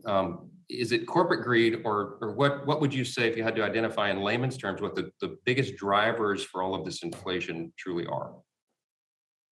Thank you for that. Some of it is simply rebounding from COVID. There are shortages, there are price hikes all over the world. Now, the US is far worse than Europe or Japan. So something bad is happening here. And in my opinion, that is being driven by poor policy choices. So spending, paying people not to work, regulation, particularly on labor and emissions, and union chokeholds on critical infrastructure.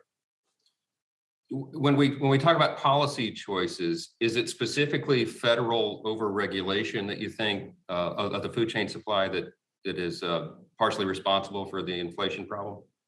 Yes, I think regulations in general are partially responsible. As Mr. Mann alluded earlier, in any sort of scrutiny, rules, micromanaging impositions, these tend to distort markets. They also tend to drive prices up and supply down. Yeah, I appreciate Mr. Mann's opinion on that as well. What about vaccine mandates, this idea that we've given out billions of dollars in free money under the American Rescue Plan? I mean, are those also contributing factors to this? In my opinion, both are. Vaccine mandates take ever more workers out of the supply chain, and of course, benefits unlinked to work also induce people to stay home.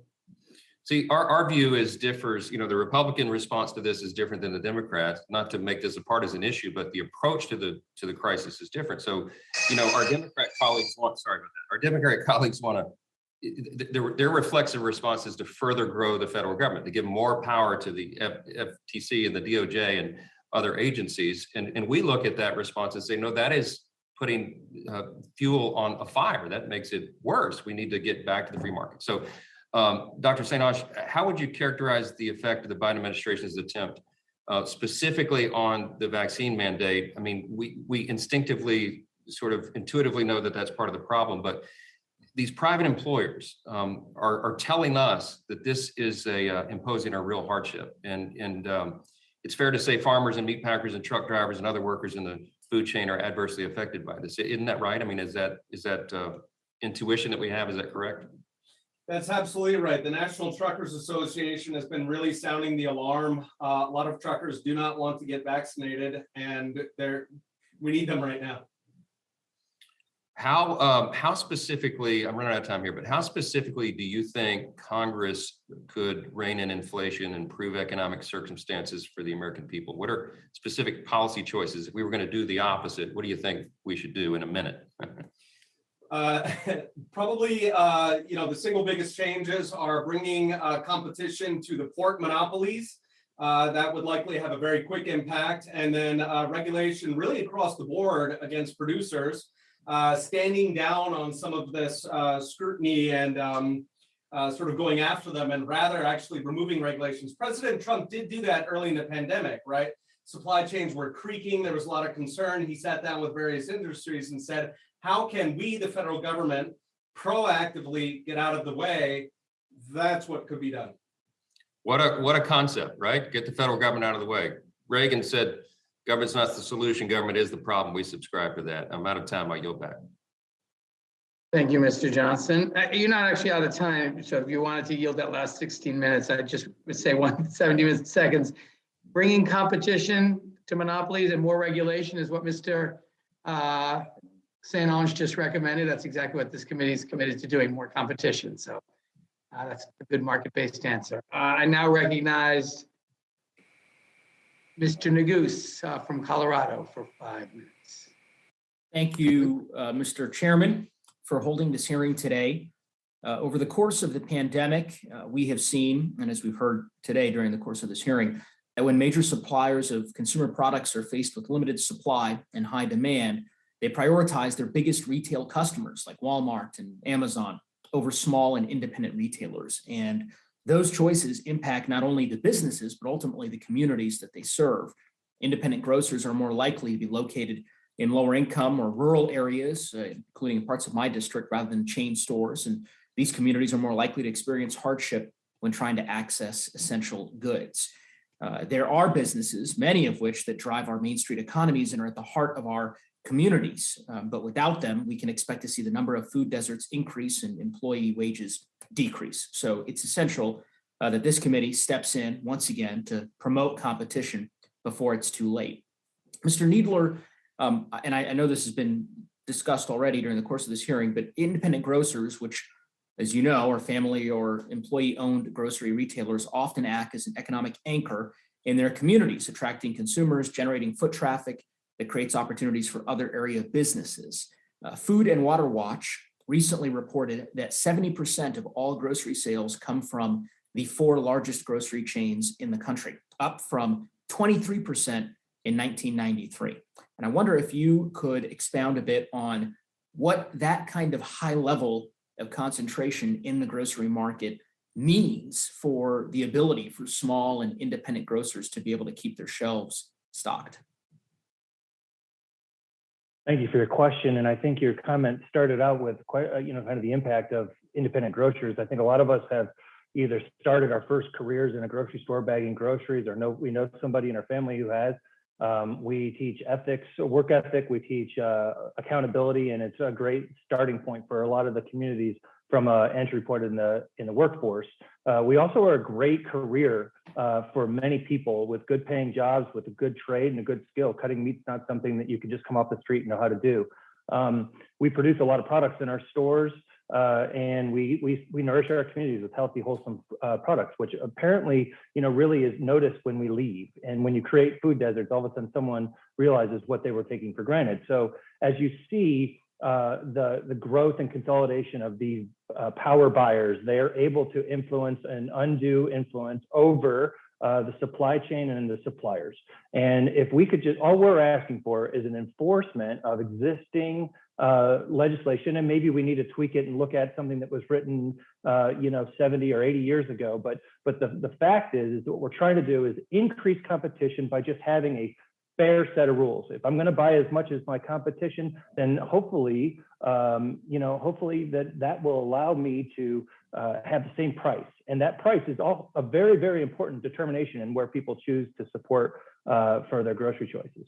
So yes, fair competition is great. I'm not saying big is bad. I'm just saying we want to have rules that ensure that folks like me can come to the table and get specific types of products. They hide under class of trade. So they'll give dollar stores a smaller item, and they'll be charging more per ounce, but looks like a cheaper price than something that's on my shelves.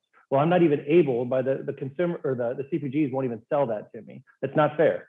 I want a fair table set for me to compete. Well, I certainly agree. And it touches on something you mentioned in your written testimony with respect to suppliers no longer allowing or eliminating the promotional allowances that they had typically conventionally done for independent grocery stores on many products. So in any event, I think the request that you and independent grocers are making across the country is a reasonable one for an even playing field. I think that statistic that I mentioned, the fact that we've gone from 23% of grocery sales in 1993 coming from the 4 largest grocery chains to 70%, literally almost 3/4 of the entire market, it's a sobering statistic, and it should alarm every American. And I think this committee has a role to play in terms of doing its part to promote competition, which in turn benefits our constituents and consumers right at large. So with that, Mr. Chairman, I would yield back the balance of my time. Thank the gentleman. Gentleman yields back. I now recognize the ranking member of the full committee, Mr. Jordan, for 5 minutes. Thank you, Mr. Chairman. Mr. Mannie, in opening statements from my Democrat colleagues, they said that the concerns in our food supply and concerns with pricing are due to, if I got this right, they said it's due to the virus, it's due to weather, and it's due to some large companies. But I didn't hear, and I had to step out for a different event. I just got back, but I didn't hear anything about the attack on American energy we've seen from Democrats.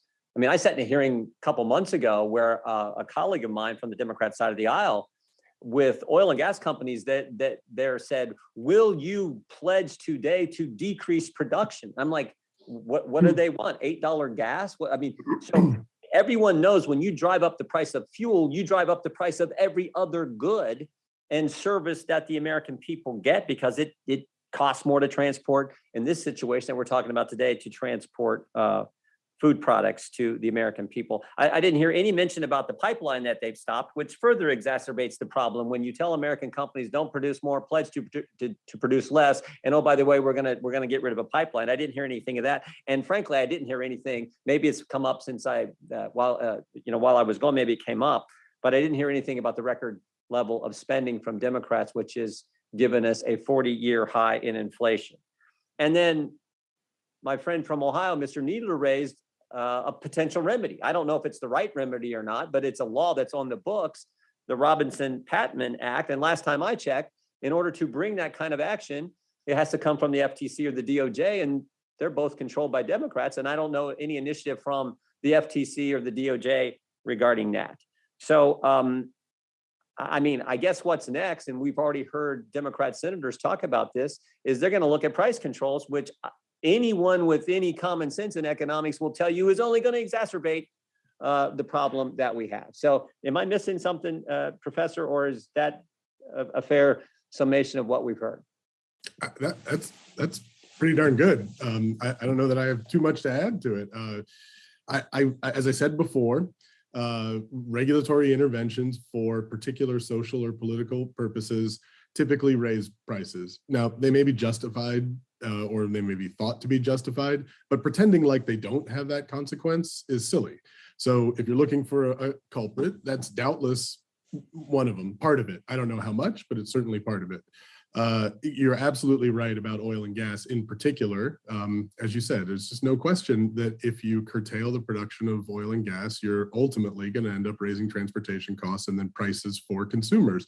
Whether that's a good idea or not, I don't know. But again, let's not pretend like that isn't the consequence. It absolutely is. With respect to the Robinson Patman Act, I think there aren't a lot of areas in economics that everyone agrees on, virtually everyone agrees on. The consequences of Robinson Patman Act enforcement is one of those. It shouldn't be surprising.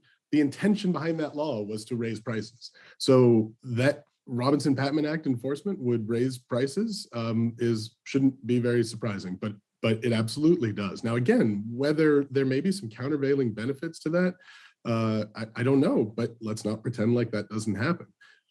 When you spend like crazy and create a 40-year high in inflation, when you make the cost of fuel higher, and when you add regulation, you will drive up costs. So those are the three things that we know have been done.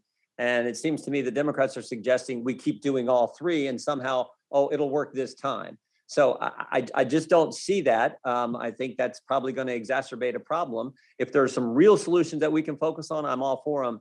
But I don't think my good friends on the other side of the aisle are offering up those solutions. And with that, Mr. Chairman, I would yield back. Gentleman yields back. I now recognize the gentlelady from Pennsylvania, who is graciously managing a floor on the bill in a moment. A little out of order, Ms. Dean. And thank you, Mr. Chairman.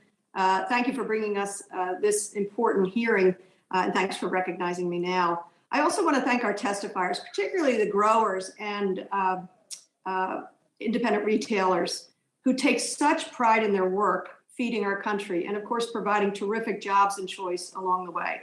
We all know that we're in the midst of a global pandemic and an economic recovery. The last thing that Americans need to worry about is putting food on their table. I represent suburban Philadelphia, Montgomery, and Berks counties in Pennsylvania.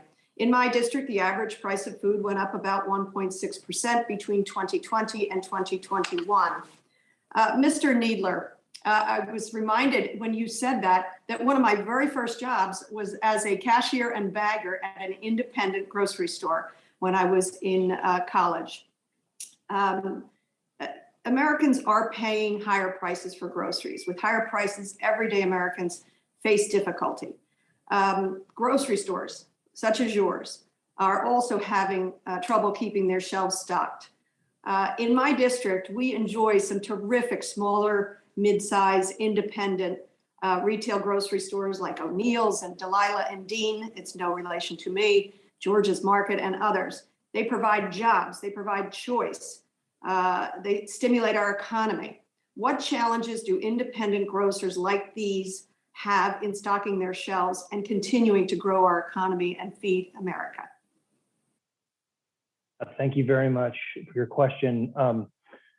The crux of my position today is that if we could try to, Mr. Mann talks about the short-term impact on Robinson Patman, but I think that you need to look at it almost like a zero-sum game. There isn't, if you push down on one side of a waterbed and the other side goes up, it doesn't necessarily mean that because it was rising on one side, doesn't mean there's more water in the bed. It's just shifting. So if you have market power in a few that pushes the cost to the rest, it's a zero sum, but it makes it unfair advantage for the long run. And so the goal I think that we're trying to have is a very stable supply chain in terms of our pricing and a fair supply chain. So if what challenge we would be facing is as costs go up throughout the entire chain, from producers to transportation, we can point to a lot of things, and the gentlemen have already done a great job of articulating that. Labor, freight, all very real costs that we're experiencing. But the biggest players are able to resist that. That's good in the short term. But the suppliers have to pass that on. They have to pass that on, and the only people that they'll be able to negotiate, and really we don't have a choice, is the small guy like myself, and we have to take the higher prices. So actually, was in a supplier meeting the other day. They said we're going to pass this on, and we'll keep an eye on whether the competition moves the retail or not. And if they don't, we'll come back to you. I don't even know what I'm supposed to do with that. How do I explain that to my customer? So that's a very real example, and I can tell you lots of real-time examples of where I think we've got economists looking at big data, metadata, perhaps. I can tell you very real examples where I just need people to go to work and come to work. We've experienced an unprecedented turnover, over 100% turnover during this last year. Never heard of anything like that. Folks are not interested in going to work, and that if we could get people back to work faster, that would certainly start helping. Okay, thank you. Mr. Maxwell, you discussed the concentration of America's food supply and agricultural market. Can you explain how this makes supply chains brittle and unable to withstand the shock of the COVID-19 pandemic? Yes, thank you for the question. With growth and expansion and add vertical integration, our supply chains now are stretched not only nationally, but globally, with one dominant firm or three dominant firms controlling that supply chain. When there's a disruption in the middle, one of the links breaks, then it affects or impacts a larger community. Whereas if we would focus on local and regional food systems, which have shorter chains and links, then a disruption or a break in a link would have less impact on great numbers of people. It would have impact on fewer numbers of people. So building resiliency into the food system should be a priority of the Congress, and looking at local regional systems to do that.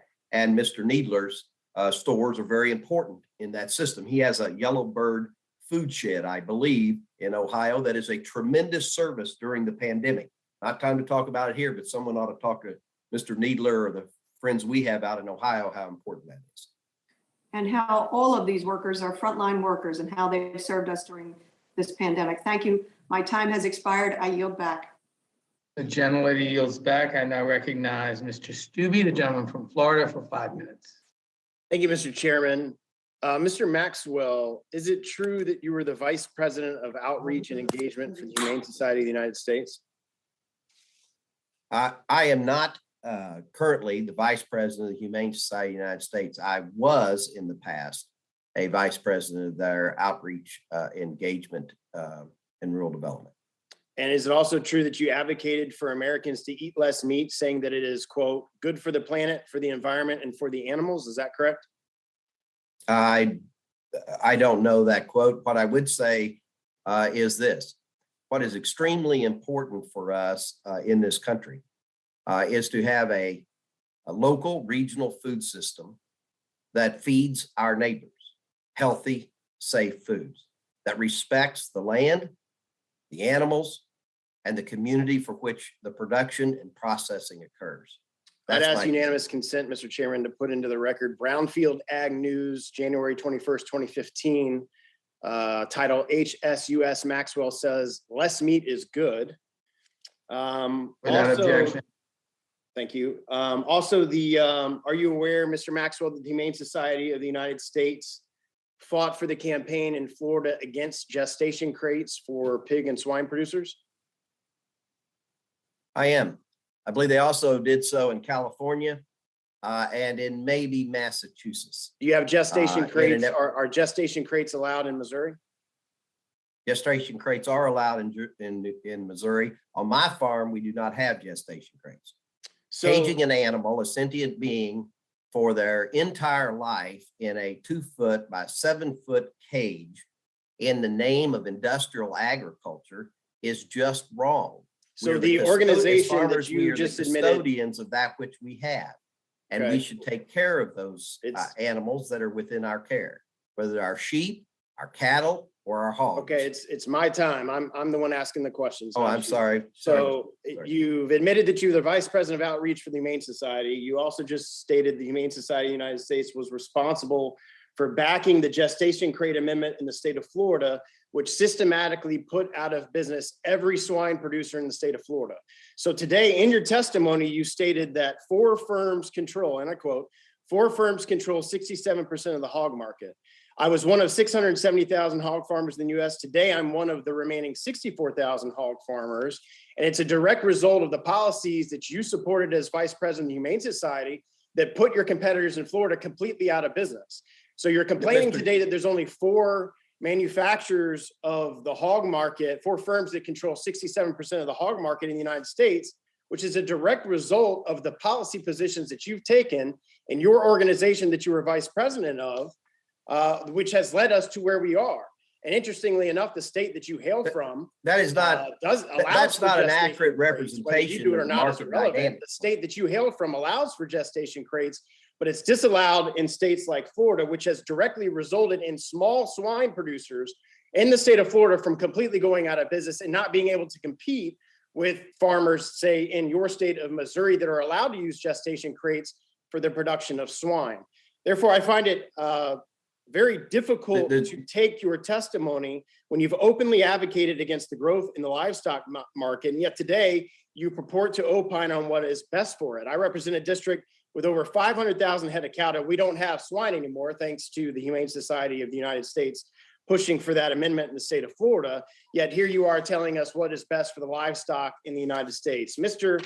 Mannie, there's been a push by Democrats for sweeping antitrust reforms. They're making sure not to let a crisis go to waste and are using inflation as a justification for those reforms. The Biden administration is looking to blame problems like inflation and supply chain issues on anything but their own policies, and big companies are an easy scapegoat. I disagree with the Democrats' premise and approach, but if lack of competition really is the issue, then wouldn't lowering regulatory barriers to entry and promoting more competition be a solution? Yeah, no, no question, that's right. I also agree that there's some scapegoating going on, that there's a much longer standing policy agenda, and this is an opportunity to be opportunistic and take advantage of the situation to try to promote it. But I will also note that very antitrust agenda that we heard some mention of earlier, that focuses on worker welfare and supplier welfare and small firms versus big firms, the neo-Brandesian approach. Again, I know I sound like a broken record. It will raise prices. We can debate whether it's worth that or not, but we cannot debate that will be a consequence of it. And we should judge the value of those kinds of policies in their full context. And part of that context is higher prices for consumers. Mr. Chairman, I have a unanimous consent request. Please state your request. An excerpt from American Veterinary Medical Association article by Bridget Cohen, 9/15/2002, where the pig crate issue was backed by the Humane Society of the United States. I ask unanimous consent that that's added to the record. I also ask that the Humane Society of the United States Eating Humanely website is also entered into the record. Without objection.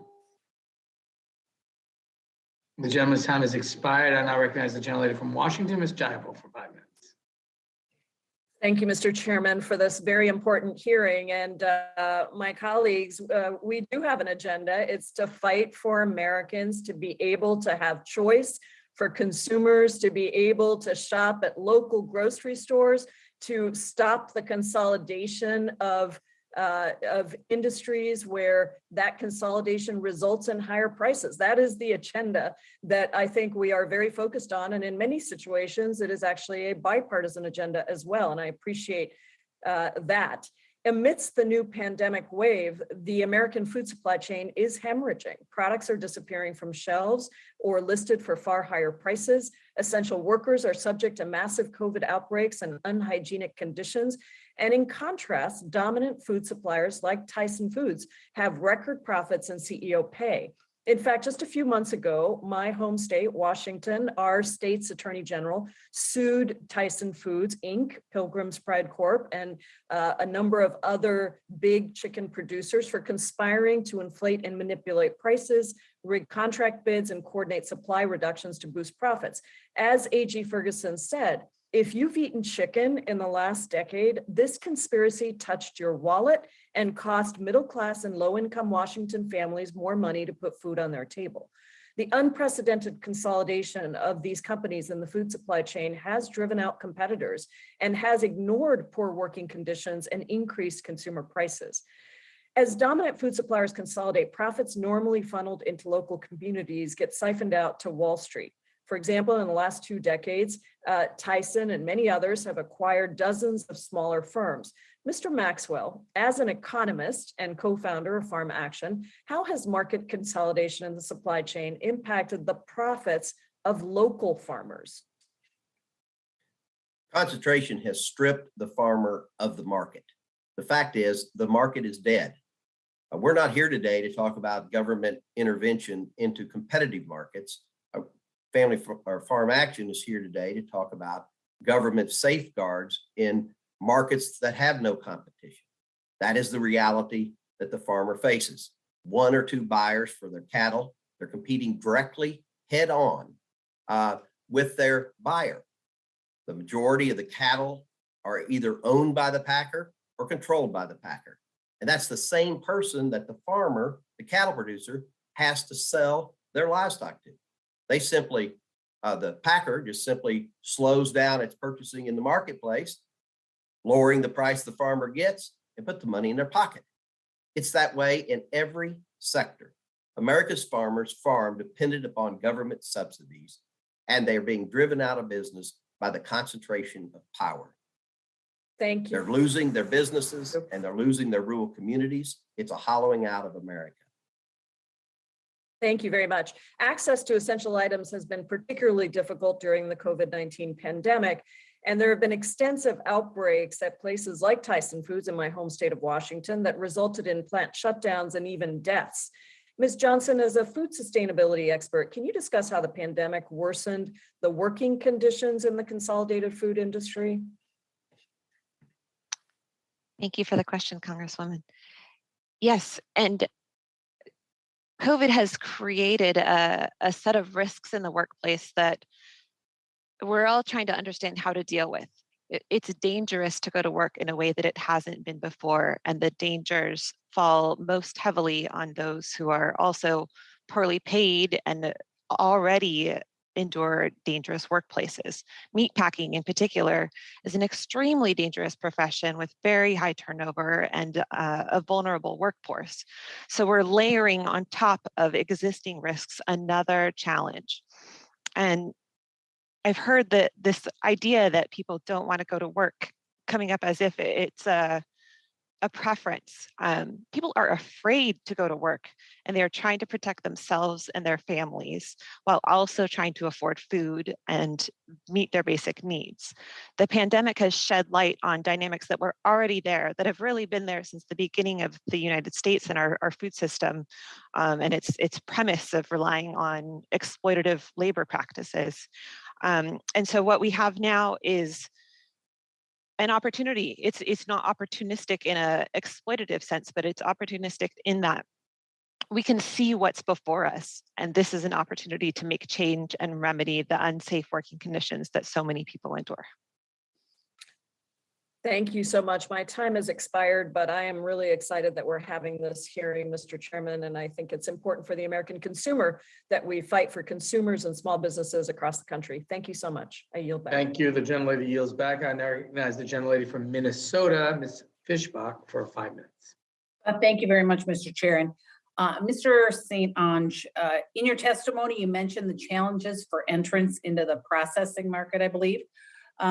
Such as achieving the economies of scale necessary to compete. An additional factor as well that that we've been seeing in the Ag Committee is the incredible capital costs that it takes to even start a modestly sized meat processor.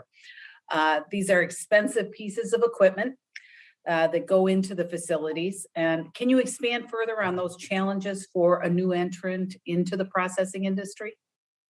Mr. Mann may know the processing industry better. In general, the compliance costs, setup costs, all of these are far harder for smaller entrants. This is true not only in food production, this is really true. It's true in retailing, it's true across the economy. And in terms, of course, what we're discussing today has the potential to raise not only the compliance and the regulatory risks, or costs, but also risks on top of that, right? If a firm is sort of afraid of coloring outside the lines and getting into a lot of trouble for that, then they can often end up taking choices that are not only bad for the business, but could actually be bad for the consumer. So an example of that is that a company might be actually afraid to offer customer discounts because they're afraid of running afoul of some requirement. Well, and maybe since you mentioned Mr. Mann, do you have anything to add to or respond to that question regarding the processing? Yeah, I think a couple of things. First of all, I would point out that there's been copious studies on the meatpacking industry, on its history and economic consequences. And it's pretty remarkable how consistently they find that there has been increased concentration. I don't think anyone can deny that. That increased concentration correlates with some increase in market power. And yet there has been such an increase in efficiencies that it dwarfs the potential harm from exercise of market power. It's part of there are lots of speculation about exactly what the source of those efficiencies are. Everyone agrees that larger meat processing plants is more efficient, no question about that, but that doesn't inherently mean that many plants have to be owned by one company. So there's a lot of speculation about economies of scope, and there's a lot of research to suggest that there are some. I'll give you one example. If you are able to process and sell meat products from multiple different species, and you're selling to a wholesaler that's interested in buying meat products from many different species, you may have a much easier time negotiating with them. The marketing margin that the wholesaler earns may be smaller, all because you have access to a wider range of types of supply. And that's just one of many, many examples.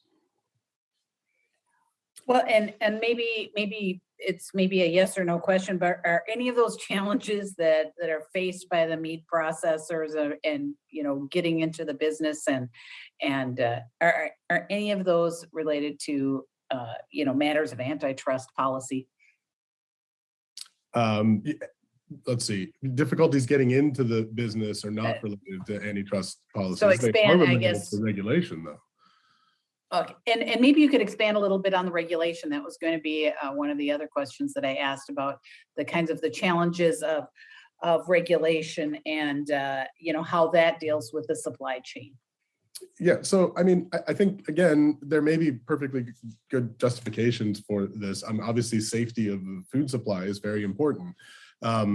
But one consequence of that is absolutely extraordinarily high compliance costs. I would point out, for example, that the recent Biden USDA announcement of $1 billion or so to support small businesses in the meatpacking industry, a chunk of that is specifically goes to defraying the costs of compliance with USDA inspections and other regulations. Now, it is a very real cost, and certainly that makes a lot of sense, actually. It's the one element of that proposal that makes some sense. Actually, what doesn't make sense is why you don't do that for all providers, because of course those costs apply even at an even greater level to a larger processor. But yes, it's very real, and it certainly impedes entry. At the margin, I don't know exactly how much, but certainly at the margin, it would impede entry. Thank you very much. And Mr. Chair, I yield back.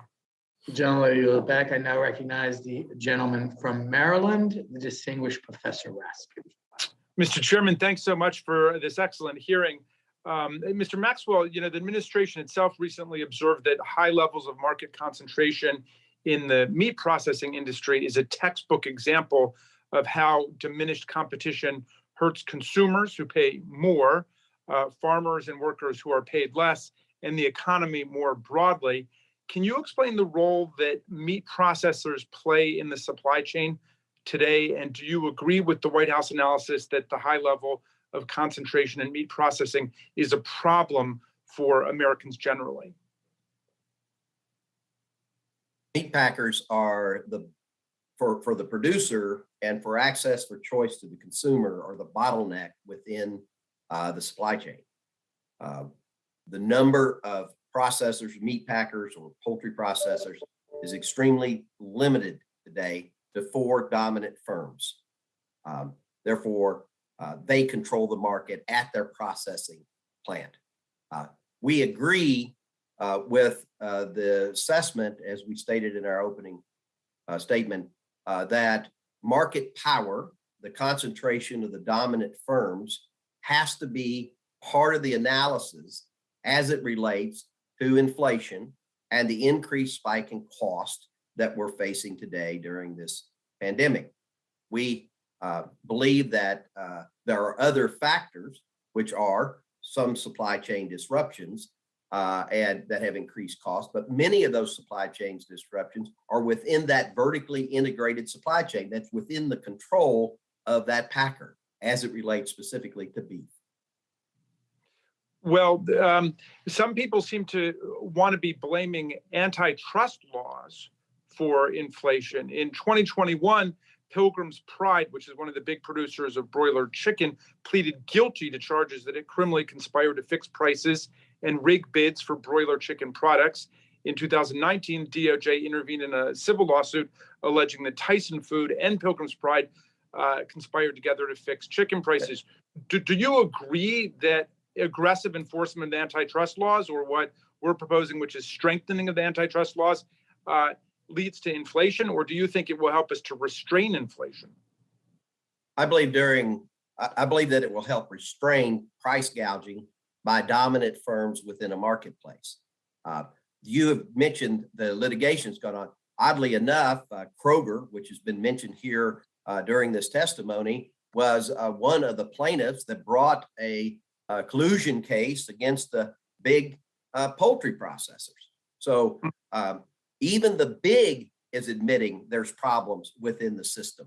Congress needs to act. Thank you. Ms. Mcclendon, the poultry industry is a highly concentrated and dominated industry by just a handful of large companies. Your farm was directly injured by Cargill's 2021 acquisition of Sanderson Farms. Can you explain to us what the impact of that acquisition and merger was on your business?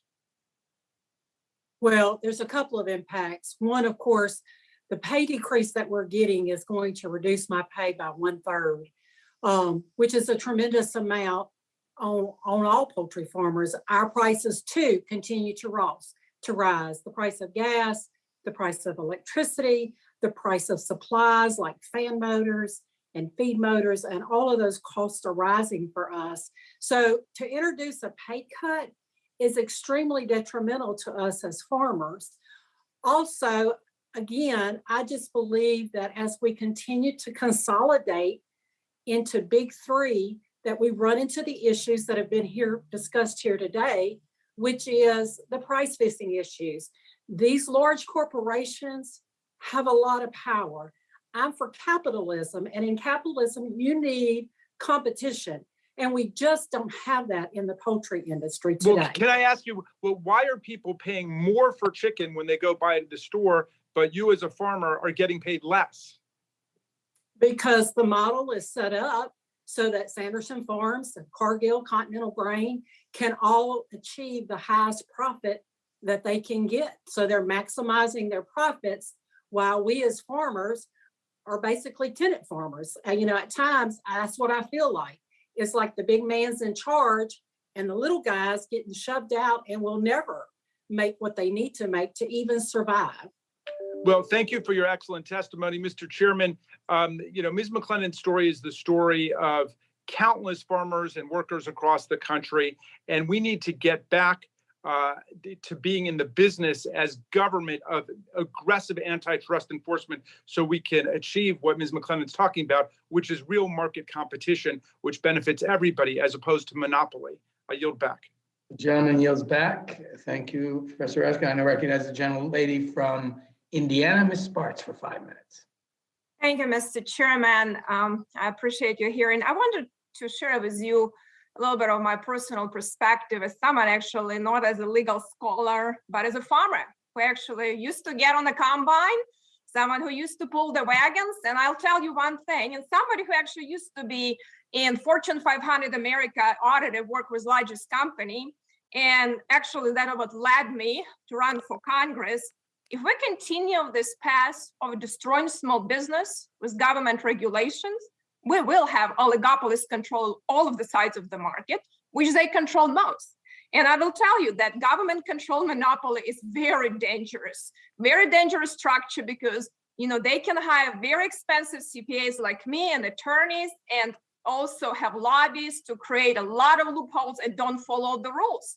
Actually, our environmental regulations, which are a lot of them unreasonable, and we want to have reasonable, created a lot of land restriction on use, and that's destroy a lot of farming.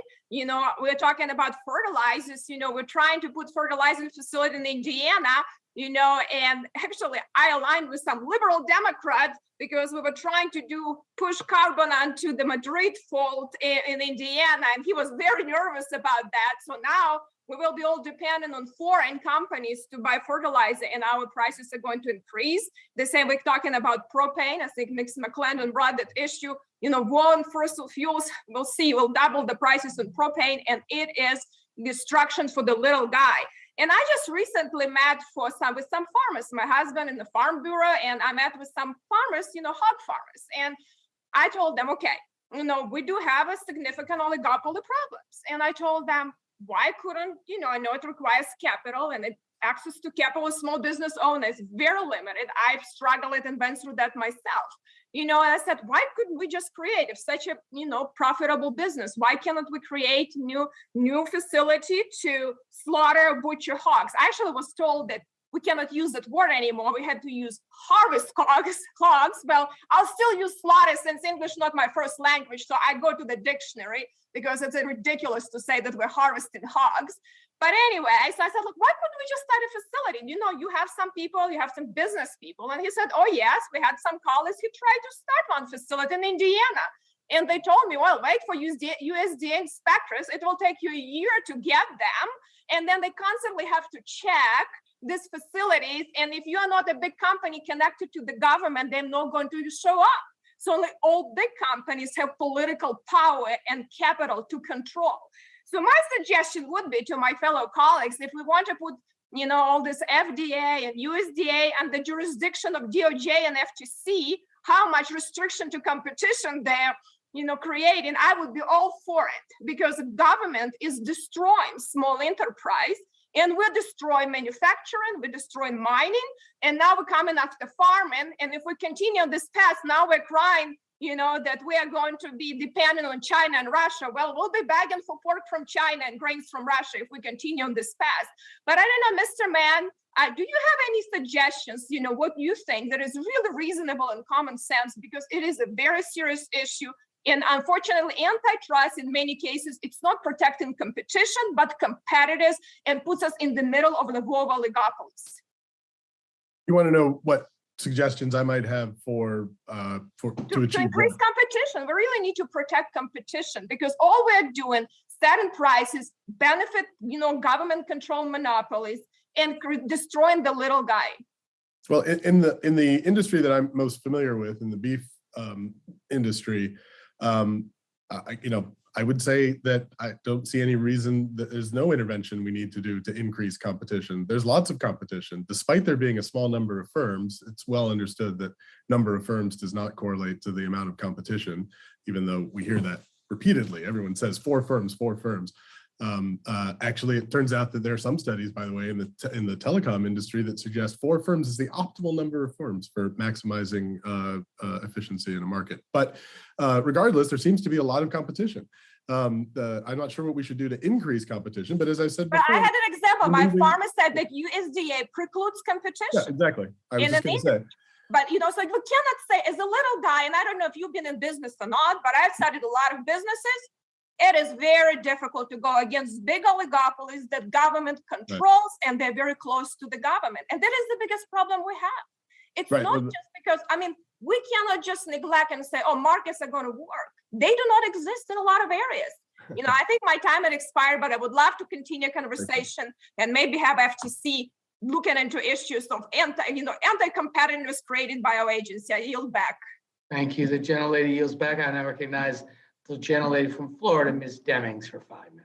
Thank you so much, Mr. Chairman. And let me be clear on this. I don't want a government-controlled monopoly. I just want every Florida family to be able to afford a decent meal. Mr. Chairman, as all of you know, I think, I grew up in a rural part of Jacksonville, Florida, in a family that did not have a lot. So you can imagine food that was affordable was critical to our family. My parents grew vegetables, they raised chickens, they traded with neighbors, and relied on our local independent grocery stores. Coming together as a community, although it was tough, many days, we were able to make it work. Now, I think every business wants to make a profit, but greed is a different thing. And that's what we are here to talk about today. We have seen consolidation of the people who buy crops and meats from our farmers and ranchers, giving them the power to squeeze both for greater profits for themselves and reduce profits for those they buy from. This is just wrong.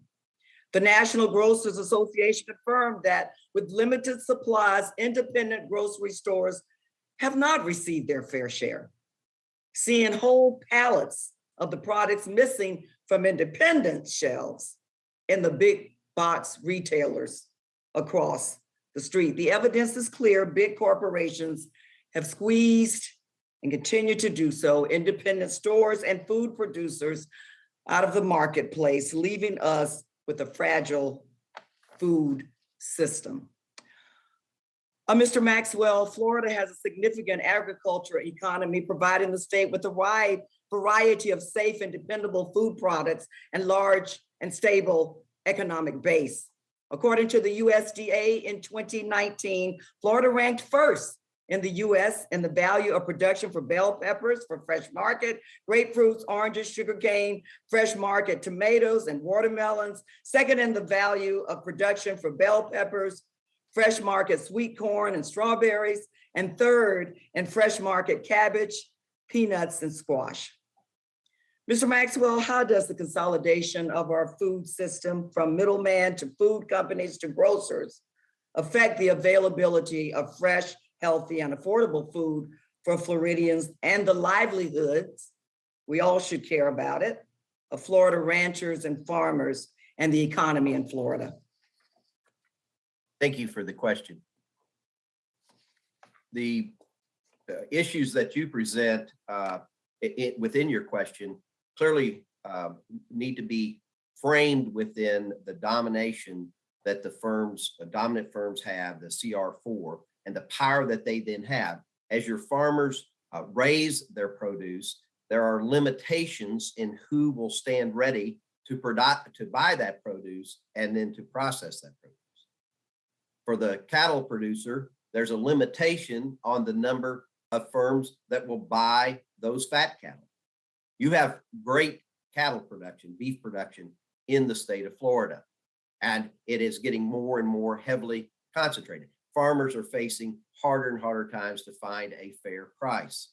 What it does to the consumer is that there's a bottleneck in the processing. These chains, these supply chains are so extended globally and nationally that it limits the amount of choices that a consumer has in a grocery store.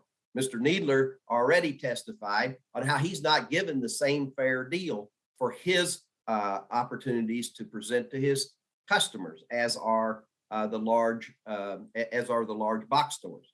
So those bottlenecks in the supply chain create barriers for producers to access markets and consumers to access choices at the grocery store. Mr. Maxwell, thank you so much. Mr. Needler, over the past several years, Florida has seen a reduction of grocers in many communities, leaving many Floridians in food deserts. How are small and independent grocers helping address the problem of food deserts, particularly in underserved communities, including rural areas like the one I grew up in? Well, I think you should start by looking at one of the biggest issues with food deserts is once somebody's gone, the barrier to entry really is the capital intensity that's required to open the store. So independent retailers have been nimble enough to take on different formats and different types of stores. Like my example would be that we've grown over the years because I've been able to take on a different type of store, a smaller format, a bigger format, and we've been able to be nimble and try to serve the community with what we've got. We don't have to build a brand new store. We just try to step in and keep it going as long as we can, serve that community, nourish that community. So I think independent retailers have been more willing to try and take risk versus playing large scale capital allocations across markets. Again, thank you all, Mr. Chairman. I yield back. Gentleman yields back. I now recognize the gentleman from Oregon, Mr. Benz, for 5 minutes.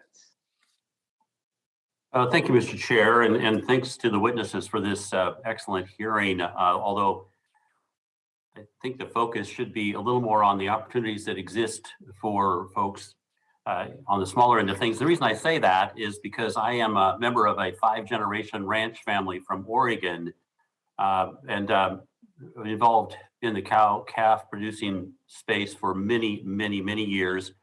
And I've watched as the family operation, of which I'm no longer a part, has grown from 600 mother cows to something in the 4,000 to 5,000 mother cow range, which of course one would suggest to listen to today's hearing is some horrible example of consolidation. But in point of fact, it's a reflection of what's been happening in the agricultural arena for a very long time. And I would take us back to the 30s when some 25% of all Americans were engaged in one way or another in farming, or 7 million family farms then and down to 2 million now. And I would just say that that's consolidation. But in addition, the price of food over that period of time has declined from 17.5% of a family's budget in 1960 to around 9.9% today.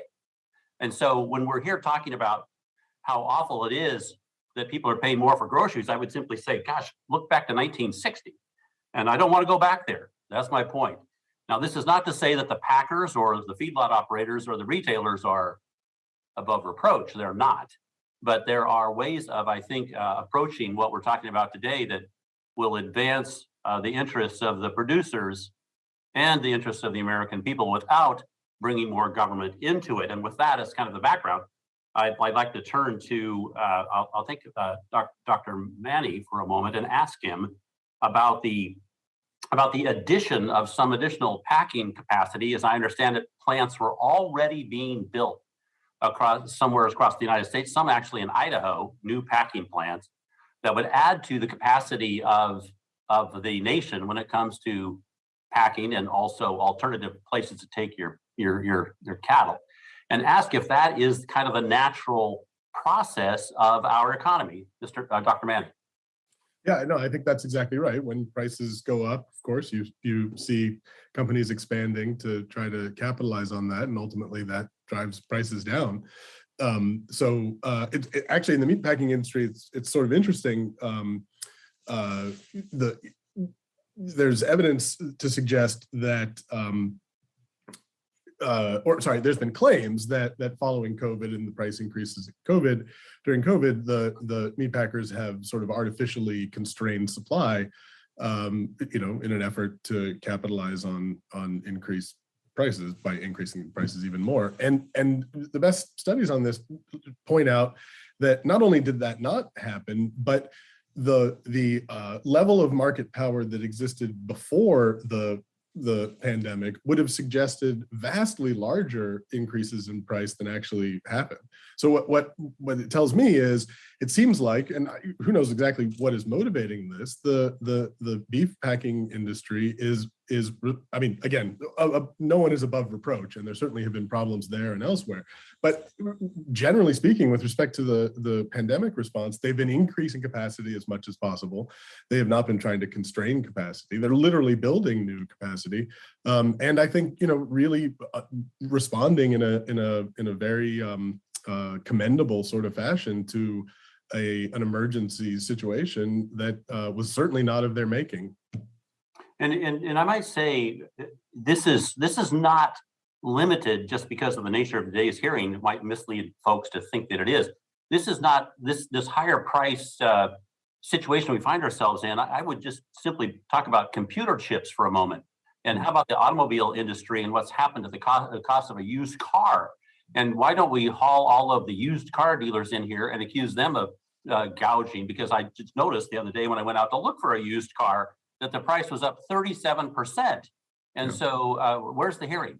And why aren't we running around there? The reason, of course, is I think we all understand that because of COVID, there was a movement away from contracting for computer chips, and now we're reaping the harvest of not having the meager harvest of not having those computer chips made here in the United States. among other things. And Mr. Chair, I just want to say, as a member of a community that relies upon cow-calf producers, I want to emphasize the packing space is not above reproach, but I think adding more capacity in these smaller plants is a really good step in the right direction. They were already coming along before COVID, and I wish them the very best because I think broader markets are good for all of us. But breaking things up, I don't want to go back to the 1930s. And with that, Mr. Chair, I yield back. I thank the gentleman for yielding back. And it's nice to hear a Republican member of this committee praising one of the Biden administration's initiatives on helping develop capital formation to bring more meatpacking operations into our country. So that was duly noted. And with that, I will recognize the gentlelady from Pennsylvania, Ms. Gannon, for 5 minutes. Thank you, Chairman Cicilline. Concentration and consolidation in our food supply chain has been shown now to pose a serious threat to our food markets, the food industry workforce, and financial stability for the American consumer.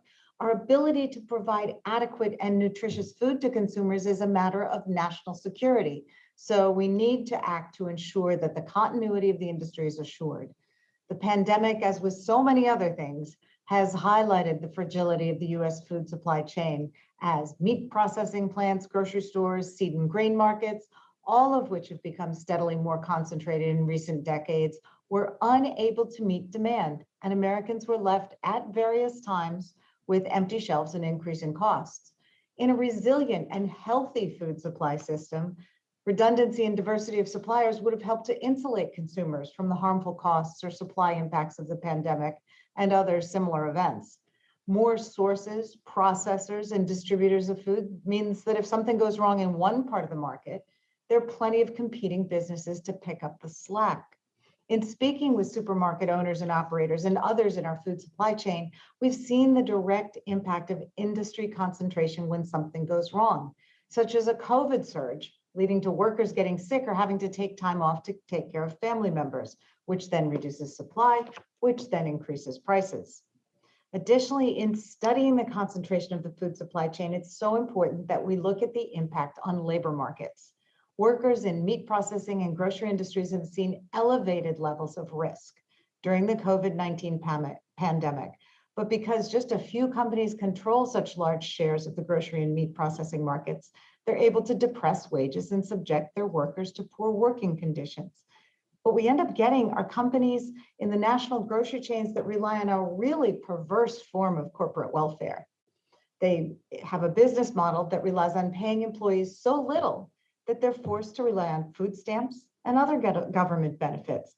And studies show that the families of employees of some of these corporate giants often go hungry, while the employees are literally surrounded by food. This isn't just a perverse way to run a grocery business in the wealthiest nation in the world, it's immoral. We must have a food system in the US that respects the dignity of workers, is resilient even in the face of unprecedented supply chain shocks, and that provides affordable, quality food for all Americans. Addressing concentration within these markets is an important way to ensure a more secure food supply chain. And so I look forward to discussing with you some solutions to these problems. Ms. Johnson, I've spoken to independent and small grocers in my district about their challenges in getting supplies, and they've spoken at length about the impact of market concentration on the meat industry. And they were overwhelmingly of the opinion that the price increases we've seen lately have had a large part to do with that concentration because it's drastically reduced the number of meatpacking plants and suppliers. And then when the pandemic hits those places, they don't have enough people to produce the pounds of protein that they're used to. And the need for social distancing further reduced their ability to produce the pounds of protein that they were used to. So the law of supply and demand then causes prices to rise. Both you and Mr. Needler have mentioned enforcement of existing antitrust laws as a tool to address shortages. Can you explain how that helps and what Congress might do or need to do to improve enforcement or give additional enforcement tools? Thank you for the question, Congresswoman, and I couldn't agree more with your comments. I think what's helpful here is to think in terms of fair and affordable prices and get out of this high-low dynamic. Because one point that we often miss is that the consumers who are struggling to afford food are also the workers who are having their wages depressed. So we need to align our enforcement strategies and complementary policies to ensure fair outcomes. It's not necessarily the case that we always want to seek the lowest possible price if that comes at the expense of health, of environmental protection, and foists other costs onto the public. That diverts public resources away from other social problems that urgently need attention, and it allows corporate profits to skyrocket.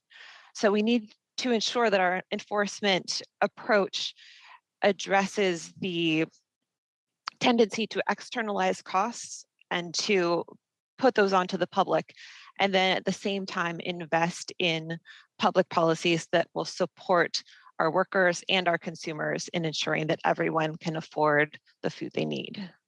Thank you. I see my time has expired. I'll yield back. The gentlelady yields back. I now recognize the ranking member of the Antitrust Subcommittee, the very distinguished gentleman from Colorado, Mr. Buck.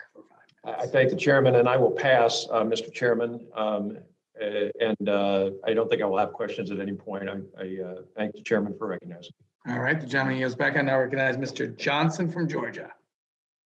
Thank you, Mr. Chairman, for holding this hearing. And I will note for the record that hardworking people across this country, including those who own family farms, are stressed out, working so hard that they are literally working themselves to death. And so, Ms. Mcclendon, I want to offer my condolences on the loss of your dear husband. As President Biden recently said, capitalism without competition isn't capitalism, it's exploitation. Ms. Mcclendon, the story you shared today about you and your husband's experience with Sanderson Farms is a classic case of exploitation. Would you agree? Yes, sir, I would.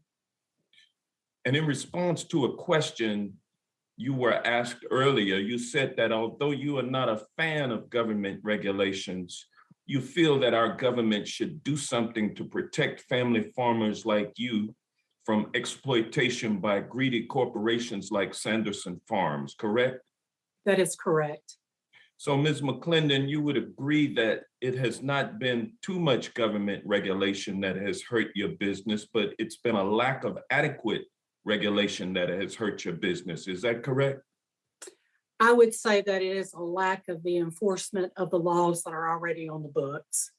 All right, fair enough.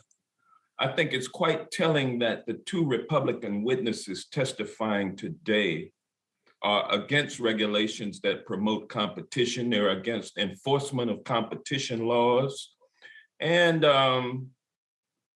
one of them testified point blank that the rise in consumer food prices is not caused by increased market concentration in the food industry.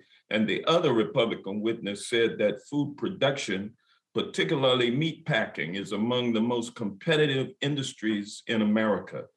Ms. Mcclendon, as the owner of a poultry farm, do you agree that market concentration in the poultry industry is killing your ability to make a fair profit? Congressman, I am not qualified actually to answer that question.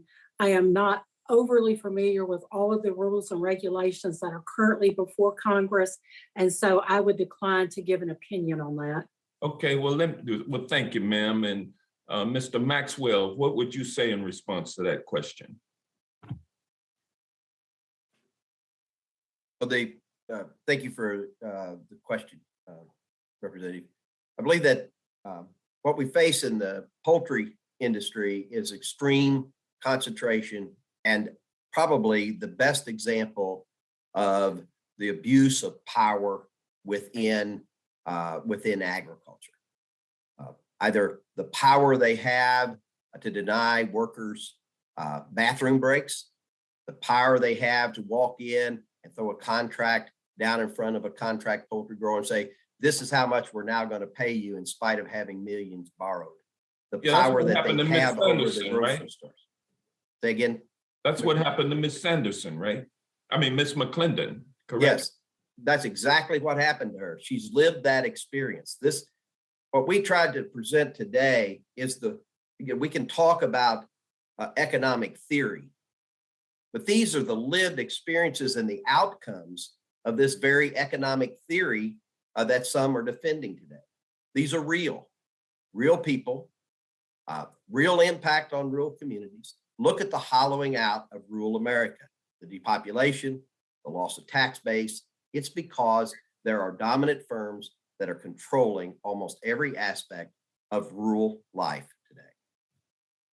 Mr. Maxwell, would it be fair to say that the two Republican witnesses are not paying close attention to the reality on the ground of what's happening to family farmers like Ms. Mcclendon due to the anti-competitive concentration of the market concentration in the meatpacking industry?